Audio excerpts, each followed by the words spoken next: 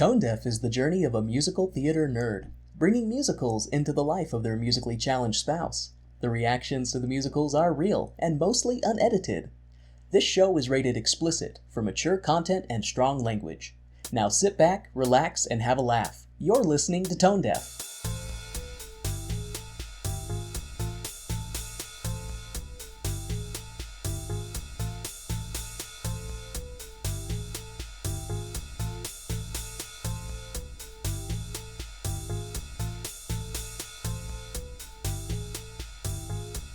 Welcome to Tone Deaf, a theater nerd's guide for their musically challenged spouse.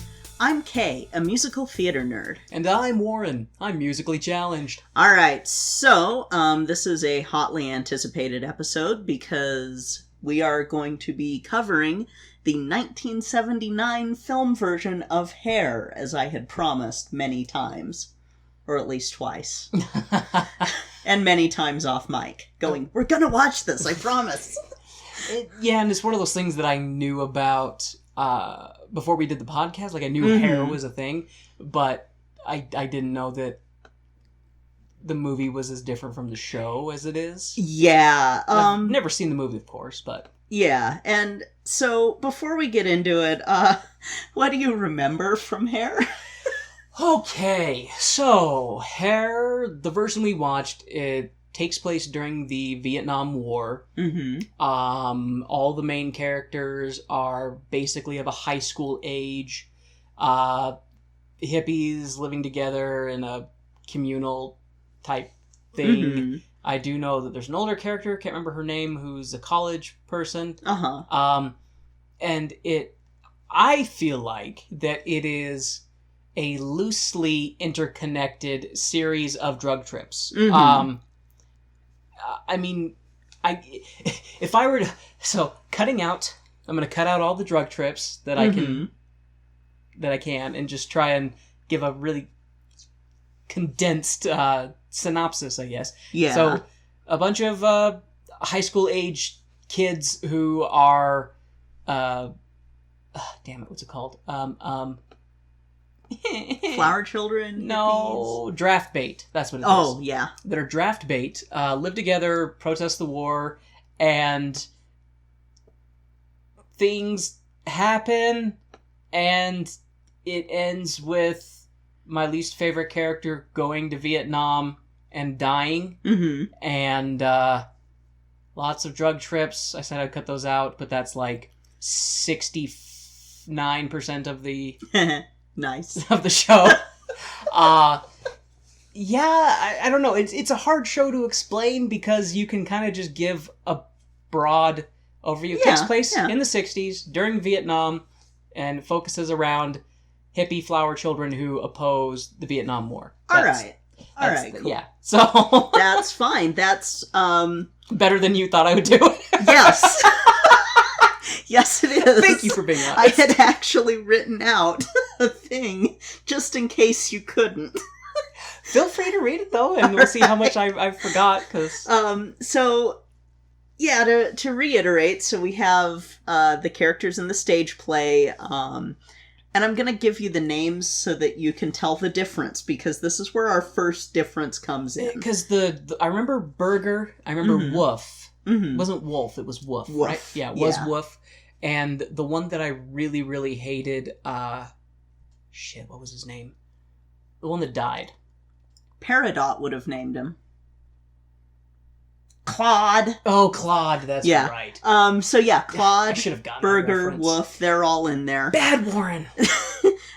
So, the parts of the film that are the same, this is set during Vietnam. There's a character named Claude. There's a character named Sheila. There's a character named Burger. Sheila. There's a character named Woof. Was Sheila the college student? Yes. Okay. And somebody dies. And that's where the similarities... Wow. So it is... And the songs are the same. So this would be the equivalent of a inspired by true events type of movie, where it's like, yeah, we took the names of some of the people and the general setting, but then everything else has changed. Yeah. Because, so, Yeah, the plot is pretty much scant in the stage version until the end, where, spoiler alert, lead hippie Claude Bukowski like dies that. in Vietnam. You tried to combine Claude and lead? Yes, I did. The movie has a plot. Yay! Yeah, it's that helps with movies. So the movie's directed by Milos Forman. And I'll get into it more later, but the creators have disavowed this movie. Oh, that doesn't surprise me at all. Yeah, because they had a very specific vision, and I wonder how that conversation went. Do you think that they just handed them a contract to, hey, we're gonna make a movie of this, and they were just so excited that they signed it and didn't read anything saying that we're gonna do whatever the hell we want? Maybe. I'm sitting here going, oh, this is one of the it is a different show. It is entirely different. It is entirely different. The songs are, for the most part, the same. Do they have the white women like black guys? Yes, and black they women do like still black have boys? that, but it's different in this. Like, it's a different setting. Okay. So the stage play, as Warren said, focuses on these high schoolers, save for Sheila, who are part of the social movements of the 60s, and that's kind of what the musical focuses on, is the social movements in the 60s, as well as drugs. So many drugs! So many drugs. All the drugs. All of the drugs! The film doesn't focus on the social movements of the 60s. Oh, motherfuckers. So, like, it doesn't... they don't try to they don't try to point out the injustices, like... If you squint, like, compared to Hair, or compared to the stage version of Hair, this one is pretty much a Disney-fication of the stage version of Hair. It's still good. They try to shy away from as much as they can that would upset the social norms. Yeah. There's no nude scene. Oh, darn. Yeah, like I said, this is so different from... Okay, that's why I watch any type of media is for boobies. I know. But yeah, and like I said, the characters are different. Sheila is no longer an activist. She is now a debutante.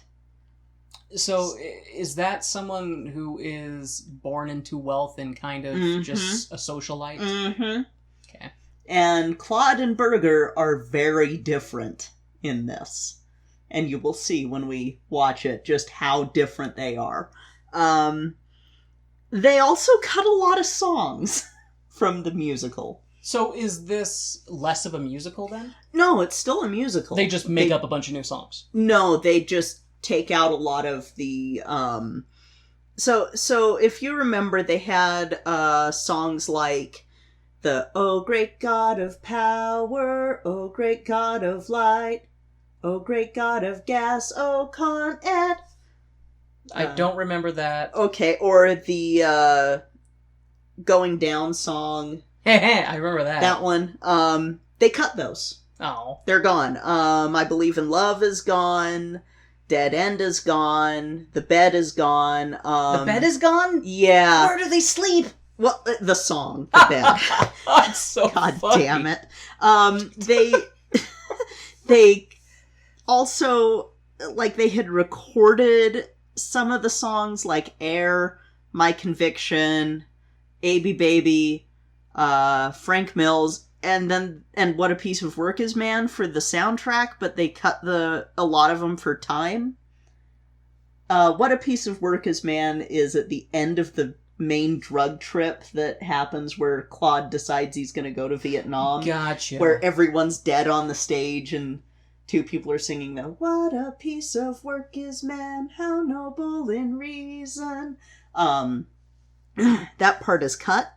They also, some of the songs only show up in background music. What? Yeah, so... It's like they're hanging around a frickin' diner, Seinfeld style, and there's music playing in the background? Well, I didn't mean like a diner, not exactly like that, but they're just doing the... other things and you hear music in the background. Mm-hmm. Yeah. Oh, okay. So they cut some of the songs, or they just demoted them to background music. Other songs they shortened. Yeah. One of my favorite scenes, the draft card burning scene, is not in the song that the draft card burning scene is in, which makes me sad because it's such a powerful... But again, this is 1979 instead of 1969, so we're not really focusing on the movements of the 60s anymore, because we're in the 70s, and we're better now. You know, and I feel like that if you're going to make a movie in 1979 that takes place in the 60s, the civil rights movement has already happened. I feel like you should be brave enough to point out those things. You should be brave enough to be like, hey, black people are people, and... I mean, So they're not super bad about that part, but about the Vietnam stuff, and about what the Flower Children were really focusing on with the U.S. peace movement and stuff, they pretty much ignore that for the movie. Even though that was kind of the central piece of the stage play. And they kind of do a whole, look at these silly hippies with a lot of this, instead of why were they like this, like the stage play was. Where the stage play, Rado and Ragni, as we talked about in the last episode, lived with these people. So, movie kind of gets rid of that feel. Like I said, I still really like the movie. It's just very different from the stage play. Did anybody try to firebomb the movie or release mice? No. Oh. No. In fact, I'll get to critical reception in a sec, but first I want to talk a little bit about how much Rado and Ragni hated this movie. They hated how the characters were portrayed, how the movement wasn't portrayed correctly, and they stated any resemblance between the 1979 film and the original Biltmore version, other than some of the songs, the names of the characters, and a common title, eludes us. I was wondering how far you're going to go there, because I thought, as you were reading it, it sounded like one of those, any semblance to our original work is purely coincidental. And they do not view it as an adaptation of Hair. That's fair. This is not the film adaptation. They said it does not exist yet. Are the original creators still alive? I think at least one of them is. I know that Galt McDermott, who wrote a lot of the music, died last year. Oh. But I think Rado and Ragni are still around. And I would love... I'll say, come on guys, it's 2019, I would love if somebody did a proper film adaptation of Hair. And pulled no punches. I would watch the fuck out of that, because I love Hair. I would go see it with you. Yeah. Absolutely.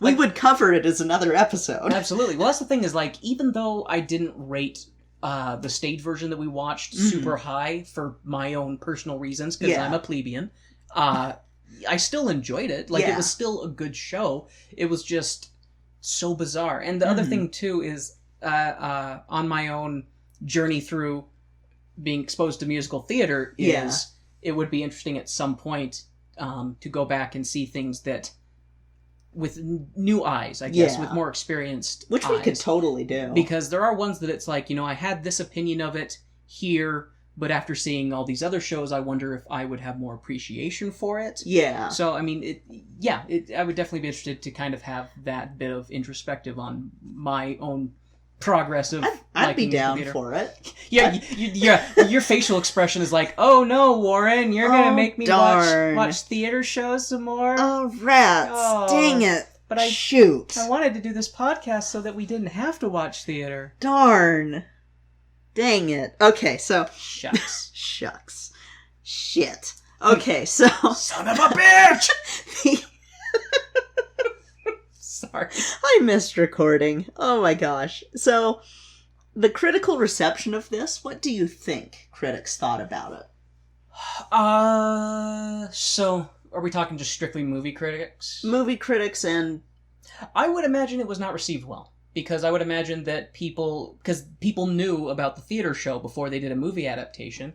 And I would imagine that any critic worth their salt would have been like, this is not genuine, this is not faithful, this is... It's rated 90% on Rotten Tomatoes. What? Yes. Shows what the hell I know. Okay, then. It's one, and it was nominated for Golden Globes for Best Musical Movie and Best Actor. and it was nominated for top 100 best films on the American Film Institute. That has to infuriate the original creators. Yeah. That is... It's one of those things that I'm like, okay, I like the movie, but I wouldn't score it that high. You wouldn't score it higher than the original show. No, because, I mean, so I have a soft spot for one of the actors in the movie. Is he an old man? He is now, but I had a soft spot for him before he was old man. And even with that, I wouldn't have been like, oh, this is better than the stage version. I prefer the stage version to this because it feels more genuine in it. But I do really like the movie because I do like the decisions that they make in the last half of the movie. I'm interested because you have, especially you being such a savvy theater person as well as movie and film, because you have your film degree. Like, I do definitely trust your opinion when you go back and forth between this. You're like, I like this for this reason, this for this reasons. So I'm curious. Like, who knows? I might like it more than I like the show. Maybe. Because the show was so disconjointed in a lot of ways for me. So maybe I would like the movie more. And I guess it's not really fair for me to compare them either because I have a soft spot for both. Because I love the movement and I love what they were doing with Hair, and I love with the stage show of Hair, and I love the fact that it led to every musical after it, basically. Like, it was very inspirational and revolutionary. Without Hair, you wouldn't have Tommy, you wouldn't have Jesus Christ Superstar, you wouldn't have Company, you wouldn't have Chorus Line, you wouldn't have... Somebody has to lay down on the barbed wire so that... Yeah, you wouldn't have all these other shows without Hair. Yeah, that's that. Without the film, or without the stage version of Hair. The film version is a really good movie, and it's a good musical movie if you've never seen the stage version or had no... So it's a bit like a movie adaptation of a book. Yes. That the movie was received very well, but people who like the book are like, this is bullshit. Yeah, and I mean, I don't think it's bullshit. I actually saw the film version before I ever saw the stage version. But even then, like, knowing the history of the stage version, I'm like, but you could have done this in a movie and it would have still been really good. Sounds like it's due for a revival. And maybe, too, it's a case of the way that film was at the time. This would have been a little bit too far out there, and that's in the same era, at the end of the era that had Tommy and Litztomania, which I promise we'll cover eventually. You have those two films, and just that sort of the auteur films and the avant-garde type films of the 70s. And maybe they weren't wanting to do that with Hair, because that's the only way that you could really... And I think we might also be overlooking what the simplest answer is, and that they were looking at the bottom line, and they didn't want to make too artsy of a film to alienate their bottom line. Yeah, which that's probably the case. And so it's one of those things where I'm like, okay, I love the stage version. I love what it stands for. I love everything about it. Even the weirdness I love. And I love the movie because I love the soundtrack of the movie. I love the acting in it. I love the choice that they make at the end of it that we're going to get into when we see it. But I'm very like, ooh. So, before we go, I do want to talk about one notable actor in this. Okay. Treat Williams, who that sounds familiar. I talked about him a little bit last night, seeing if, probing to see if you ever heard of him. You showed me the picture of him. Yeah. Yeah, and then you were reading off, basically his IMDb, and I'm like, I know. Yeah. No. The guy's face looks familiar. Yeah. But apparently I've never seen anything that he's been in. So, he is going to be playing Burger in this. And he is a Park Cityite. Oh. He lives in Park City. He was from, I believe, Connecticut originally, but as most Park Cityites do, he is not from there originally. I don't know a single person who lives in Park City who was originally from there. Even our best friends that live there are from fucking Berkeley. Yeah, from elsewhere. Yeah, because you can't be from Park City to afford to live in Park City. No, you can't. So, he was in Everwood, which I believe was shot here in Utah. That was a TV series. And you've never seen that. He was in The Phantom, which you have seen. Yeah, but I don't recall his character. Yeah. Because The Phantom was a shitty movie, but it was one of those weird, like... He's not in good movies. He's a good actor who gets bad movies. Yeah, and that's... It's like Keir Delay. I didn't want to make that comparison, because I didn't want you to shoot daggers at my eyes. Keir at least got David and Lisa in 2001: A Space Odyssey. He's been in good movies. He's been in good movies. But he also was into Sod. Yeah, he's also not been in good movies. Treat Williams has not had his David and Lisa or 2001: A Space Odyssey yet, so... There's still time. Yeah, being an actor's rough. Yeah, he was also on stage. He's been in Tone Deaf Alumni Pirates of Penzance as the Pirate King. Tone Deaf Alumni? Because we've already done it. Oh, sorry. As well as Tone Deaf Alumni Grease, where he was Danny Zuko. What? Yeah, he's played Danny Zuko. And when you watch him, you can kind of see it, but at the same time I'm like, well, maybe you would have made it enjoyable. Because John Travolta just creeps me the fuck out, so... I'm sorry, he does. Sorry, Xenu. Whatever.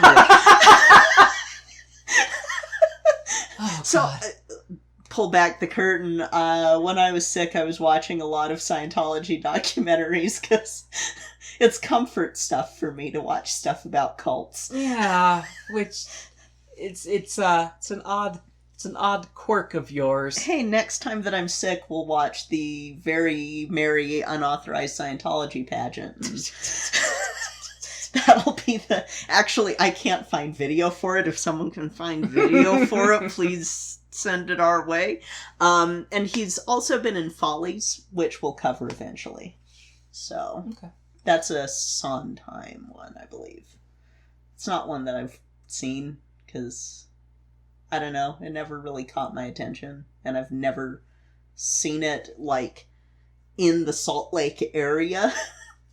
They've done it up at Egyptian Theater in Park City, but that's Park City, and that's way the hell away from...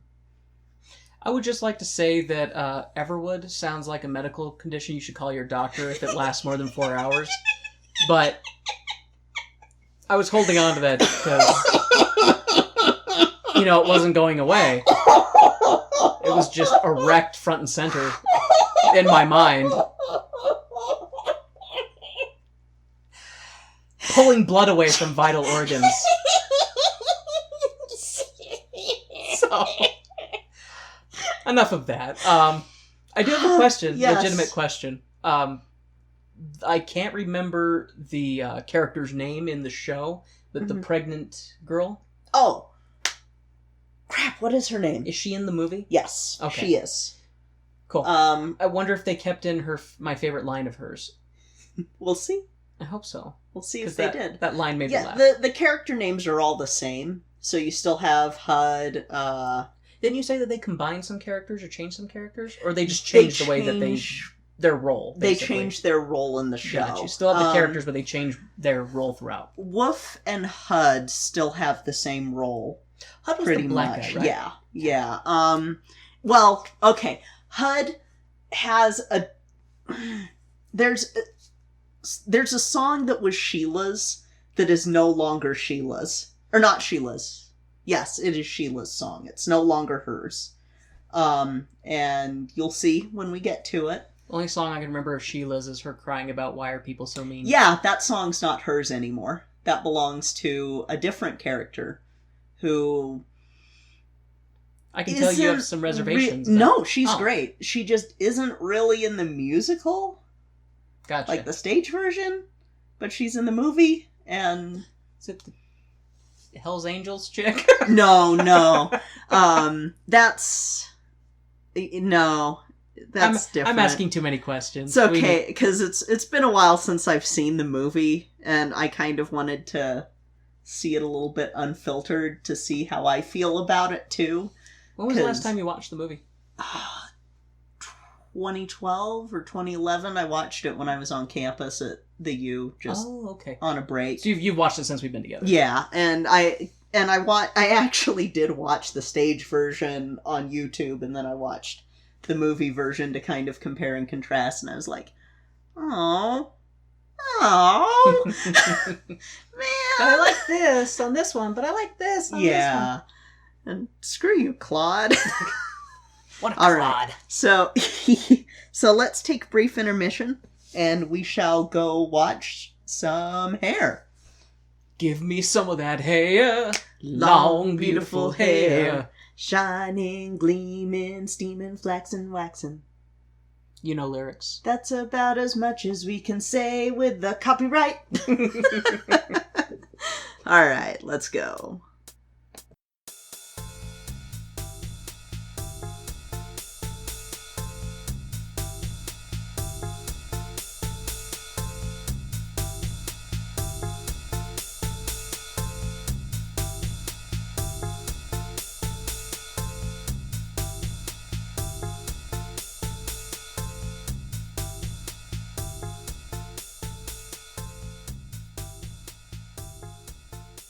Hey, Warren. Hey, Kay.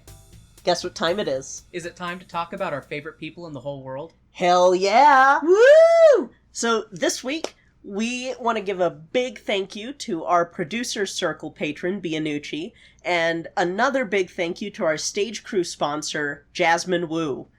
You guys are so frickin' awesome. We love you so much. We're so glad that you are continuing to help and support our podcast week after week. We can't do this without you guys. We love you both so very much. Thank you so much for your support. Now, let's take a quick break to listen to an ad from one of our favorite podcasts called History on Blast.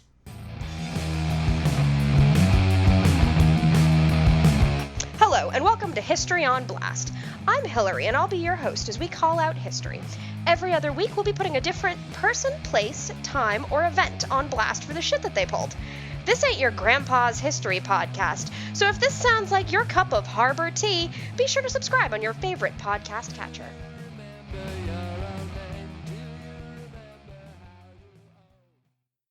And now, the lights are going down and the music is starting back up, so let's hop into the second act of the show.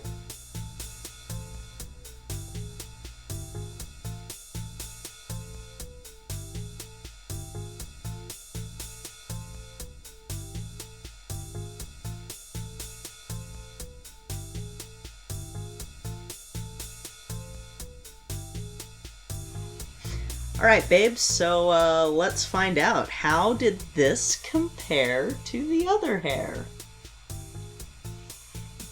The other one's more of a hair ball.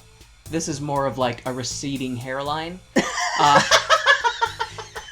That's my comparison. End of the episode. Good night, folks. I actually like the stage version more. Yeah. I like the stage version more than the film. I do agree with you that it's one of those things that, I think probably in the same way that if you've never read a book but you watch the movie, you're probably more likely to like the movie. Yeah. If you don't know the previous material. Because even though... It's interesting, because I know that one of my complaints with the musical version, the theater version... Excuse me. One of my complaints with the theater version was that I felt like it was too disjointed, didn't have enough of a story. It was just a lot of bizarre, unrelated, or I should say loosely related things going on. Whereas the movie, does have a story. It is a proper story format. But I did not like the characters of the movie. Or I should say, some of them I did not like, others I liked less. I can't think of a single character in the movie that I liked more than their theater counterpart. Interesting. Yeah. And I think that you might have been expecting me to like Burger more in the movie. A little bit compared to the play Burger. It's definitely weird because play Burger was kind of a douchebag. Mm-hmm. And then movie Burger is also kind of a douchebag, but has way more noble intent. Mm-hmm. And then Claude in the theater version, I freaking hate. Mm-hmm. Claude in the movie, I felt like was boring, generic vanilla. Yeah. Had no depth. Yeah. He was just Claude's some guy not from the star Oklahoma. of the movie. No, it really is Burger. Yeah. Like, it's definitely interesting, that dynamic shift, the shift of that dynamic between the two different versions. Mm-hmm. But then again, in the theater version, even though Claude is the one who goes to Vietnam and dies, it does do a pretty good job of spreading out the focus among the different group members. Whereas the movie version did focus, like, it kind of split it, I felt, equally between two perspectives, Claude and Burger. Yeah. But Burger's character was much more charismatic, much more dynamic, much more involved. Yeah. Claude's character was a lot more passive in a lot of ways. Yeah. He was a reactionary character. He was always reacting to what Burger did. Burger was always instigating the situation. I almost feel like Claude in the movie is the audience surrogate. I think that's probably very accurate. I think it's probably very accurate. It's making me want to see the theater version again, just to kind of refresh the differences between them. I'm still thinking about it. I'm still going over in my head and comparing and contrasting the two shows. But I think overall, I did prefer the theater version, and it's just makes me laugh because I kind of feel like a hypocrite because when we reviewed the theater version, I was like, oh, I don't care for it as much because, it's all over the place and it's nonsensical. And then I watch the movie, which is very straightforward. Like, there is some bizarre stuff in it, but it's very straightforward. It's easy to follow. They have far fewer drug trips. Yeah. So you don't have that kind of stuff that kind of takes you out of what's happening. But I didn't feel as engaged. I think that, if we flipped if it was like both productions, like, oh, the movie is playing here and there's a theater version here, but we can only see one, I would rather see the theater version than go see the movie. Awesome. So Rado and Ragni and kind of myself would agree with you. Yeah. Yeah. Because I know you said you have positive memories and stuff and feelings associated with the movie. I mean, there is some good stuff in the movie, but man, they are entirely different beasts. Yeah, they are completely different shows. Are so different. Yeah. So entirely different. Whereas, like, I'd have to listen to our hair episode again to even, because I know I just was like, LSD drug trip, just drug trip, left and right drug trip, here's another drug trip, are you tired of drug trips? More drug trips! Whereas in this one, the show is like, there's one solid drug trip, and then a couple times of them getting high, and then everything else is just movie. Yeah. Yeah. It's very Hollywood compared to... It is very Hollywood. It's less theater, more Yeah, definitely. Until you get to some of the stuff at the... Well, let's go through the notes, because then people can discover how this ends. Because it ends different from the play. Very differently. Very differently. Well, I should say it ends the same way with a twist. Yes. So, Hair, the 1979 film version. We open our film with a house and a white picket fence and horses and big red hair intro screen in case we forgot what film we were watching. Which we would. Kay is funny getting mad at the based on the musical Hair. She's just your commentary is so great sometimes, like, because we're just sitting there watching it. It's the intro and it's very calm and very just nothing really going on. Like, the first scene we see is this normal-looking, middle-class home with a white picket fence. Oh, there's some horses out front. See some people riding horses. And then big red words, hair, across the screen, takes up 80% of the screen. And then it has, based on the musical. And Kay is just like, yeah, based on the... I can't remember exactly what you said, but it made me laugh. It was just in the moment, it made me laugh. I wish I would have written down. But, and then we see a couple of business casual rural folk pull up in a big red truck, and an older man escorts a better dressed younger man to the bus bench, and both wearing cowboy hats, because it's rural. The older man, father I assume, gives the younger man $50 in case he gets into trouble. He imparts upon him some words of wisdom. Don't worry about the smart people. Just worry about the smart people. The Lord will take care of the ignorant ones. So I thought it kind of made me laugh a little bit. I was like, not sure what he's implying, but all right. Ooh. So, what? Do you have a thought? I'll try and remember it, because I don't want to say it out of order. Okay, that's fine. So we are led to kind of assume, no names are given, we're led to kind of assume that this older man is the younger man's father, escorting him to the bus stop to send him on his great journey, and he gives him some money in case he gets into trouble. Foreshadowing! The young man gets on the bus, and we're treated to a travel shot as the young man is leaving the rural area for the big city. We get to see, it is kind of an interesting transition shot, because you just see kind of like rolling hills with more farmland, and then it transitions to like forests, and then you start seeing the city, so you were actually very right. Later in the movie, you talk about the cinematography is really good in the movie. Yeah.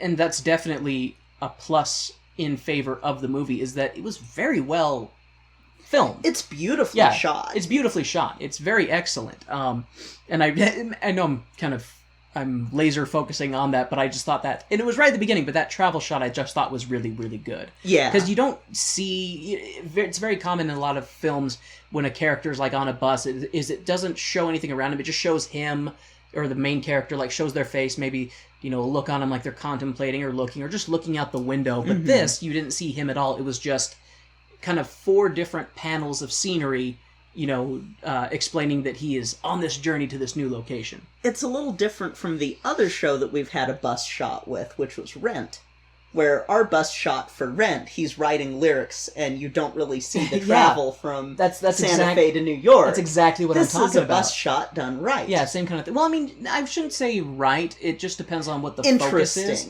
It's a bus shot done interesting. It's a bus shot done interesting because, to be fair, the characters in Rent are infinitely more interesting than Claude in this film. Oh my god, Claude could have been replaced with a mannequin, and it kind of would have been the same movie. Like, they just would have picked him up and moved him around, and it would have been the same movie. Claude does not speak as much. No offense to John Savage, no. You're a good actor, but they did not direct you well. No offense to him, because I'm sure, because that's the thing, he's playing this rural guy going to New York City. Yeah. I'm sure it's culture shock to an extent, especially when he meets the hippies, and he's like, who the fuck are these people? But it just, I don't know, it just made me laugh, because he's just so vanilla in so many ways. Yeah. And just so different from the play. Yeah, very, very different. Okay. So, well, I guess we now know. Well, we know it's Claude. We know at this point Claude we don't say his name is Claude, so I don't have him as Claude in my notes until we find out who the fuck he actually is. But, that was such a great moment too. So, Claude arrives in New York City, and we get to see a 4-pack of hippies burning their draft cards under the bridge, only to flee once the horse-riding popo show up. And this was very different from the theater version, because there's this whole song and event around them burning their draft cards. And in the movie, it's just right at the beginning, they're burning their draft cards, and it's kind of tucked away. Yeah. Whereas in the theater version, it's the focus. Yeah. And on the one hand, I do like that scene. If I had the bridge? Yeah, if I had never, ever seen the stage play, I would like that scene. Well, see, that's the dilemma I keep coming to, is that there is, as far as the transition between scenes, the movie does a better job because it's a movie and it's convening a story.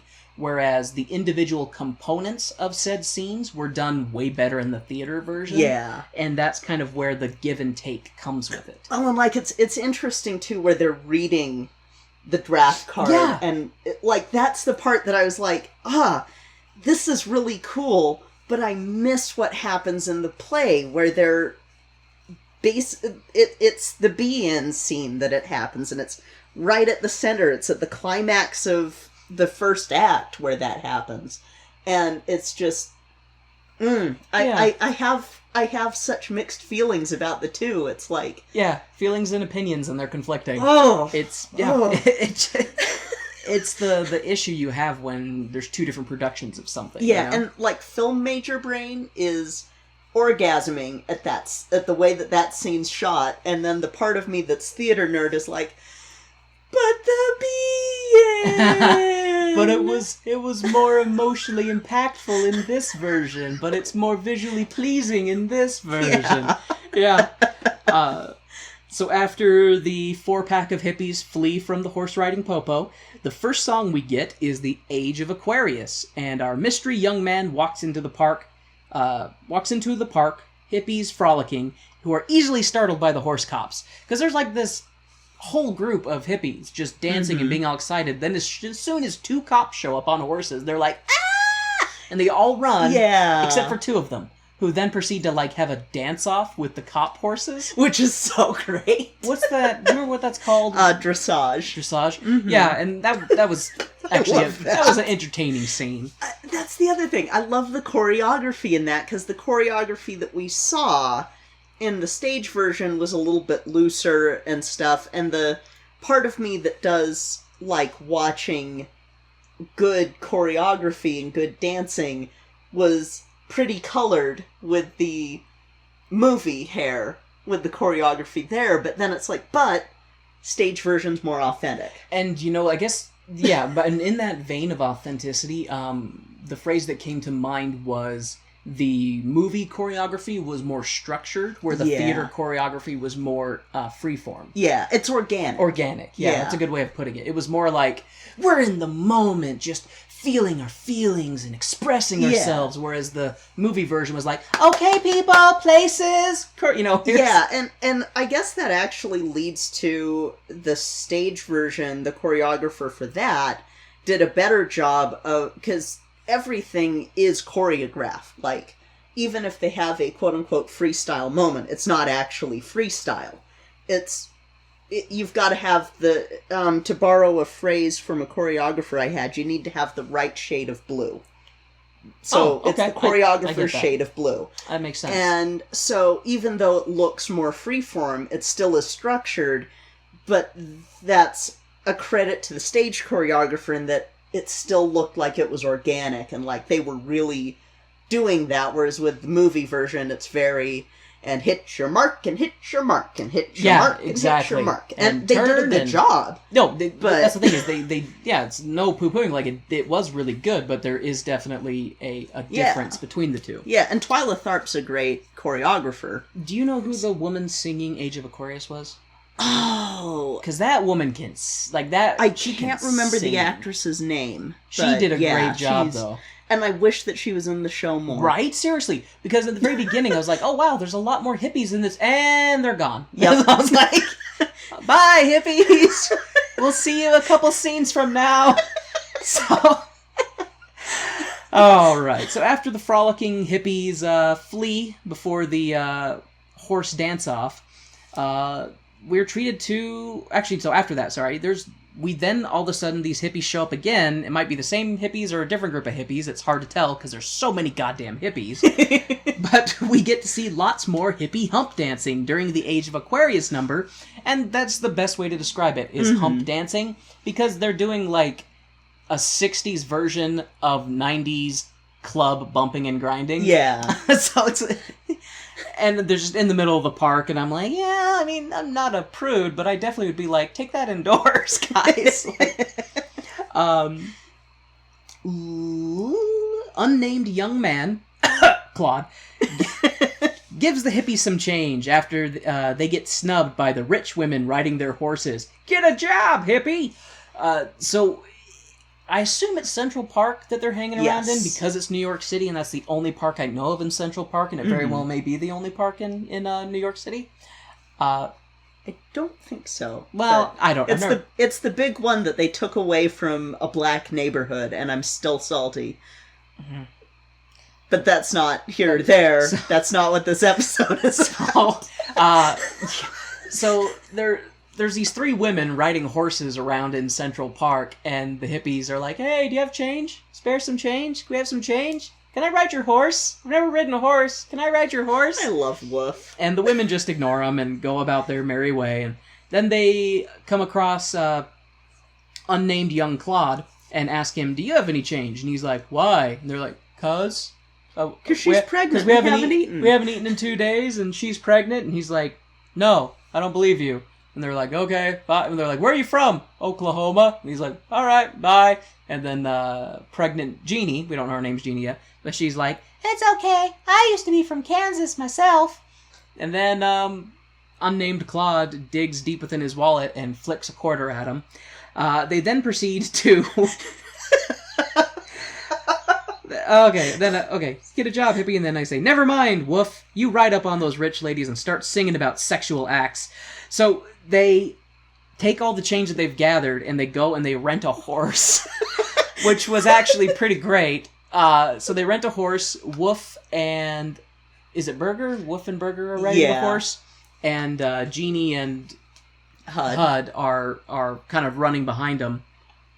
And it was great because Woof rides up alongside the pompous rich ladies and sings one of my favorite songs, which is the Sodomy. The sod, yeah. Oh, God. Sodomy, fellatio, cunnilingus, pederasty.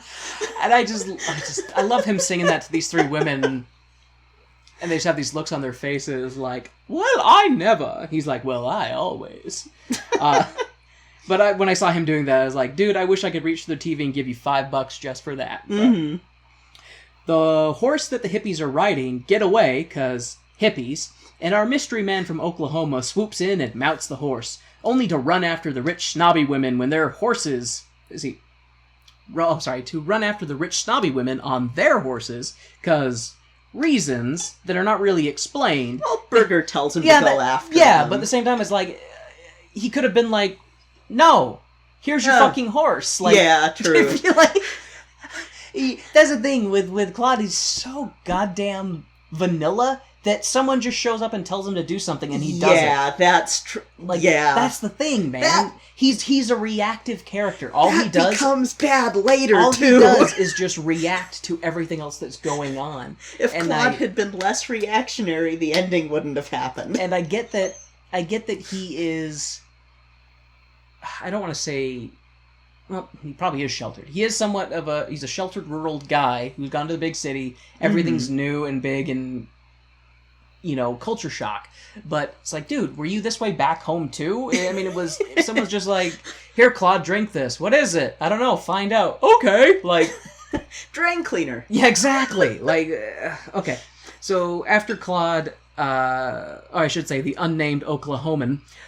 rescues the horse that the hippies let get away, and then they're like, "Go chase the girls." He's like, "Okay, sounds like a good plan." He chases them down, and he does a bunch of, horse tricks? Yeah. Just, rodeo tricks, jumping off the horse, going side to side. And the hippies sing about Donna, while Mystery Man does horse tricks as part of his mating display for the rich women. I think, is that how it's done in Oklahoma? I mean, we watched a whole show about Oklahoma, so... I kept trying to figure out how to work in a fucking Oklahoma joke into this beginning part, and my brain was just like, no, you're just taking all of your power just to keep up with the show and type your notes. So the best one I got is I called him Oklahoman. So before we know he's Claude. So Oklahoman asks the hippies if they know anything fun to do in New York, since he's only here for a couple of days before he joins the army. The hippies decide that the best way to show Oklahoman a good time is with drugs. drugs. And I love you asking me at that point, is that Burger? And I'm like, no, that's not, like, with Claude. I'm like, no, that's not Burger. Burger's the other one. And I'm like, is that fucking Claude? And you're just like, maybe. And then in the very next scene, we find out that it's Claude, the Claude, and he's getting high with hippies in the rain. Gone from 0 to 60, didn't you, Claude? Like, just barely... What would Mom and Dad think now? Just barely left Oklahoma and getting high with hippies... In Central Park, in the rain. But, you know, I shouldn't be so judgmental. To each their own, you know. It's the 60s, man. Your time of free love. It's the 60s. It's portrayed in the 70s. Yeah. It's the 60s, man, as seen through the filter of the 70s, almost 80s, man. Yeah. So, Claude asks, what's-her-face, Jeannie, if she really is pregnant. And Jeannie goes on to say that she is pregnant and she knows who the father is. The guys make fun of her because they've all had sex with her, and the father may as well be a roll of the dice. Hud has his... racial slur song, and Claude gets very, very uncomfortable. Even more uncomfortable when Burger picks Claude up and starts singing about how God believes in him. Claude, I will say that I think one of the best bits of acting that Claude's character did is when he was quote-unquote high, because he does such a good job of, I don't know what his direction was as a character, because I very much feel like I am a little too harsh on him for his vanilla-ness, when his direction very well could have been, you know, you're a empty-headed young man in the big city. This is the first time you've been exposed to this kind of things. And in that kind of situation, I'd be like, oh, wide-eyed, like, everything is new and exciting, and I don't know how to process this. Yeah. So I should lay off a little bit on Claude, because this Claude is not as much of a Claude as the Dirt Claude in the show. Yeah, like, even though other Claude is more interesting, I don't... This Claude's a better person. Yeah, I don't care when other Claude dies. No, me either. I was like, no, you're a prick the entire show. I'm glad you died. Yeah. Like, I've seen... So there was one version of Hair that I was going to try to find for us to watch back when I was looking for the stage version, where the Claude in that delivered such a good death scene that I was like, ooh. Oh, yeah? Yeah, but I couldn't find it. It got taken down, which Gotcha. pissed me off. Cause, Yeah. Yeah. Yay! But okay, after Claude gets picked up and spun around by Burger... Singing Manchester, England, England. Yeah, Manchester, England, England. A larger congregation of hippies come out of the woods to sing about all the stuff that they don't have. Ain't got no sense of reality. Because Claude wakes up on a bench surrounded by all of his passed out hippie friends. He slides some gum to Jeannie because... reasons. And he takes off, making it about 15 feet before Burger is like, yo! Where you going? Claude is like, I got shit to do, hippie. But thanks for smoking me up, bro. Peace out.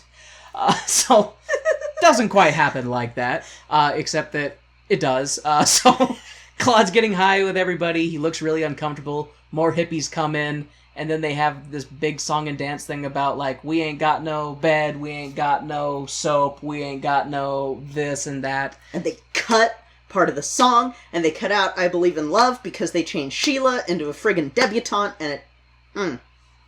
I love that song! And I love how it leads into a protest in the stage version, and so it just... Yeah. Baka baka ba baka ba. Minus 1 point from the movie. Yeah, so after that whole we ain't got no song, we just cut to the morning. Everybody's passed out outside.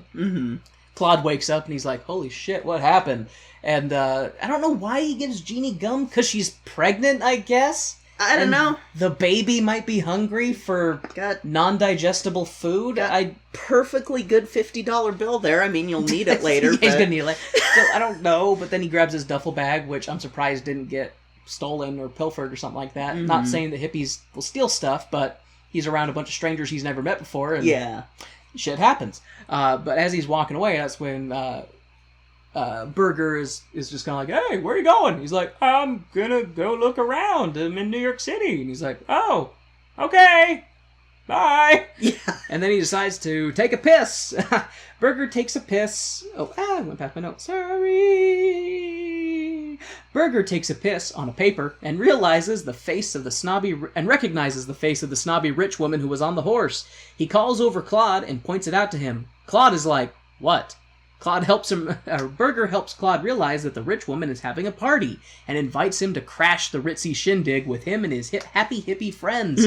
That part, there was a great line in that where, because he's taking a piss, he realizes the face on the paper. He calls Claude back over. He's like, "Hey Claude, come, I want to show you something." He's like, "What is it? Just come over here." And he shows him the paper. He's like, "Hey, that's that girl that was on the horse." And he's like, "Oh yeah, so it is." And he's like, "Looks like they're having a party. Do you want to go?" And he's like, "But don't you need to be invited to that kind of thing?" And then Burger's like, "Do you want to go to a party with me?" Like, Burger's character in this, I feel like if I knew this person in real life, I would hate his guts. Yeah. Because he would be so obnoxious and so intrusive. Mm-hmm. But watching him, he can be pretty entertaining. Yeah. When he's not being a douchebag. But this part was pretty great when he's just like, he invites himself and all of his friends to this party. And he's a well-meaning douchebag because he's like, I want to have fun and I want everyone that I care about to have fun at the expense of others. Okay, you kind of made my point I was going to make later a little bit moot, but hang on to that thought of he wants everyone to have fun. So the gang crashes the party and immediately gets noticed by the oldest, whitest guy in the bunch, who is like, "My racism sense is tingling. Go find out why that black guy is here." Yep. Mr. Snitchy McSnitch finds out that the unwashed bunch are here with Mr. Burger. And I love when he goes back to the old guy. He's like, "Oh, they're here with Mr. Burger." Mr. Burger? Who's Mr. Burger? I don't know. And so the hippies kind of mingle with the crowd a little bit and stuff, and then the gang is sitting down for a nice fancy lunch when Captain Krusty Curmudgeon comes up and tells Mr. Burger that he and his friends are crashing a private party and that they need to leave. Burger tells him that they all suck for kicking him out because Claude is here and he's going to die in the jungle for them, and all he wants to do is look at a pretty lady for a bit. They tell Burger no, and to leave or the police will get involved. Sheila's mom is all, "You have some nerve!" Burger is like, "Oh, eh." And then Burger... and when she tells him, "You have some nerve," Burger thinks that she wants to hear about all the things that he has. So Burger hops up on the table and sings about all the things that he has. You know, hands, fingers, toes, eyes, bloods, all the making of a person. So in this scene, it's a really awkward scene, in my opinion. Like, incredibly awkward. Because they're at this really nice party. Everybody's sitting down at this really, really long table. You know, with fine china and all that shit. And people are socializing, and that's when this old white guy comes up and gets in Burger's face, and he's like, "You're crashing a private party, you need to leave." And Burger's like, "Oh, okay, well, I just want to say some things." And they're like, "No, leave. Just give me a minute. No, leave. And I love how Burger's like, "Okay, make me." And they're like, "I'm gonna get the police." "Okay, fine, do it. I will. Go on." And they're like, he has this back and forth where he's like, "I'm not leaving until you get the cops, so you better go." And that's when Burger confronts him, and he's like, "My buddy Claude here just wants to... he's in love, and he just wants to look at Sheila for 5 minutes before he goes off to war." And everybody's all scandalized. "Who's this dirty swine person that likes Sheila?" And that's when Sheila's mom is like, "You have some nerve." And he's like, "Not only do I have nerve, I have all these other body parts." Which, that's a scene that in the stage version is sung by Claude to the mannequin versions of his parents. Yeah, and because they're basically like, in the stage version, aren't they like, "You need a job because you need a place to live?" And he's basically like, "I don't need money because I've got my toes and my hands and my liver and my blood and my brain and my eyes." It's like, yeah, you have your body parts. You know what your body parts function on? Food. Yeah. Water. Okay. So the gang gets kicked out, and we cut to them being brought before a judge who sentences them to 30 days in the workhouse or a $50 fine each. Claude is like, "I'm out of here, screw you guys," and goes to make bail. But Burger pulls a hippie mind trick and convinces him to bail him out instead. And Burger will go get the money to free everyone else. Claude's mind is weak, and he gives in. Burger... This is important later. It was a funny thing, too, is because it's like, it makes me laugh how the fine was $50, and Claude just happened to get $50 from his dad. Yeah. Like, what if it had been $55? Yeah. To get bailed out, Claude would have been like, well, shit. I just always think about the put down George Berger. Put down George Berger. Yeah, that line. When he's going to the clerk to pay his fine, and Berger's telling the clerk, put down George Berger, and Claude's like, no, fuck you, put down Claude. It's like, don't you trust me? No! He's like, which that's important. To be later. fair, in Claude's perspective, he's known the guy one day. Yeah. Like, no, I see that. I understand that. But then I do like that Claude Berger brings up a point to Claude of, you don't know how to make money here. Well, yeah, he's like, I do. He's like, you don't know anybody on the streets, you're not going to be able to get money, kind of thing. And that's when HUD's like, yeah, he's just going to leave us in here to rot. And I'm like, you guys are going to be in jail for 30 days. You're going to be fed, which you haven't been fed. Like, you guys aren't eating.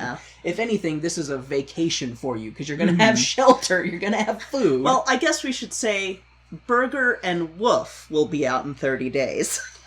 Yeah. HUD probably won't. I have some jokes about that later.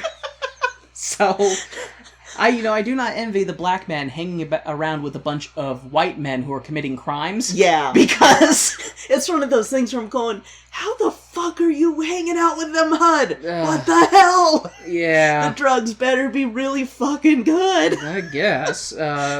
So, Berger, being the logical person he is, goes and kidnaps the children of the old man who called the cops on him. After insulting the son and sexually harassing Sheila, he gets out of the car and decides to go look for bread elsewhere. They refer to money as bread in this, but that's what he does. Like, he's like, oh, I'll get money and I'll come back and bail everybody else out. So what does he do?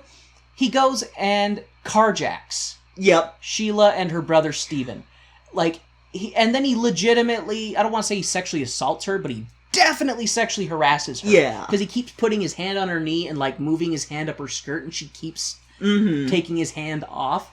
But, I don't know, Sheila in this, I don't like her. They try to do the love triangle with Sheila, Berger, and Claude that's in the musical, but they don't. It's more awkward than it is in the musical. It's so awkward. I want you to think about the mentality of somebody who she's a high schooler, or at least in college. She's in college. Okay, yeah, they're in college. They just mentioned going to school, so at first I assumed high school. So she's a young college student driving to school with her brother when this man approaches from out of the woods and steps in their way, bringing them to a halt, then goes around to the driver's side, opens the door, takes the brother out, gets in the driver's seat, and granted he, like, tells the brother, oh, get in the car, but then drives away, like, he's just kidnapped them. Yeah. Like, Berger is not smart. No, Berger... No, and then he basically tells him, like, oh, well, your dad got my friends arrested, so I think it's only fair that you ask him for money so I can bail him out. And they're like, fuck you. Like, I feel like they merged Berger and Claude from the musical for the movie. Like, in a way. That that explains why Claude in the movie is just this blank slate mannequin person. Yeah. And Berger in the movie is just off the rails. Because Berger flips between... Wow. Berger God flips. damn it. Burger flips, get it? Gotta cook both sides. Flips between, wow, he's got really good intentions, but he's an idiot, to, wow, you're a douchebag, and you're an idiot. To fucking federal criminal. Yeah, federal criminal. We'll get to that later. We'll get to that later. But Berger's a federal criminal. Okay. Okay, after Berger bails on his sexual harassing and kidnapping plan, we cut to Wolf being tortured via haircut, and the poor man screaming, no, no, no, no, no, no, no, no, no, no, no, just shaking his head back and forth as this one guy who's, like, trying to cut his hair is like, what the fuck is wrong with this guy? Yeah. Like, I think I will forever remember the expression on the face of the man holding the clippers as this guy loses his shit in the chair, like, screaming bloody murder, don't cut my hair. It was so great because it had this look of, like, what the hell? Like, what is this shit? And Wolf, like, as soon as he's doing the whole no, no, no, no, no, we immediately cut to what I assume is a social worker. Yeah, it's the prison psychologist, or jail psychologist. Jail psychologist, questioning Wolf and asking him if he's gay because he has long hair and he doesn't want it cut.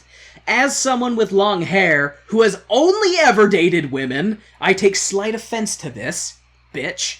So, what's interesting, too, is that, like, they have this one-off line about, I wouldn't kick Mick Jagger out of my bed. Yeah, he's like, you're asking if I'm homosexual. He's like, well, I wouldn't kick Mick Jagger out of my bed. And the movie, that's the only line that you have that kind of hints that Wolf is bi. But in the show he is bi as fuck. He is bi as fuck, and especially super gay for Mick Jagger. And has a whole... Super bi for Mick Jagger. Okay, super bi for Mick Jagger. And has a whole song about how he would fuck Mick Jagger and let Mick Jagger fuck him. Yeah, like, it's one of those things that I sit there and go, wow, the movie pulled punches on having a bi character, but the play didn't. Point for the play.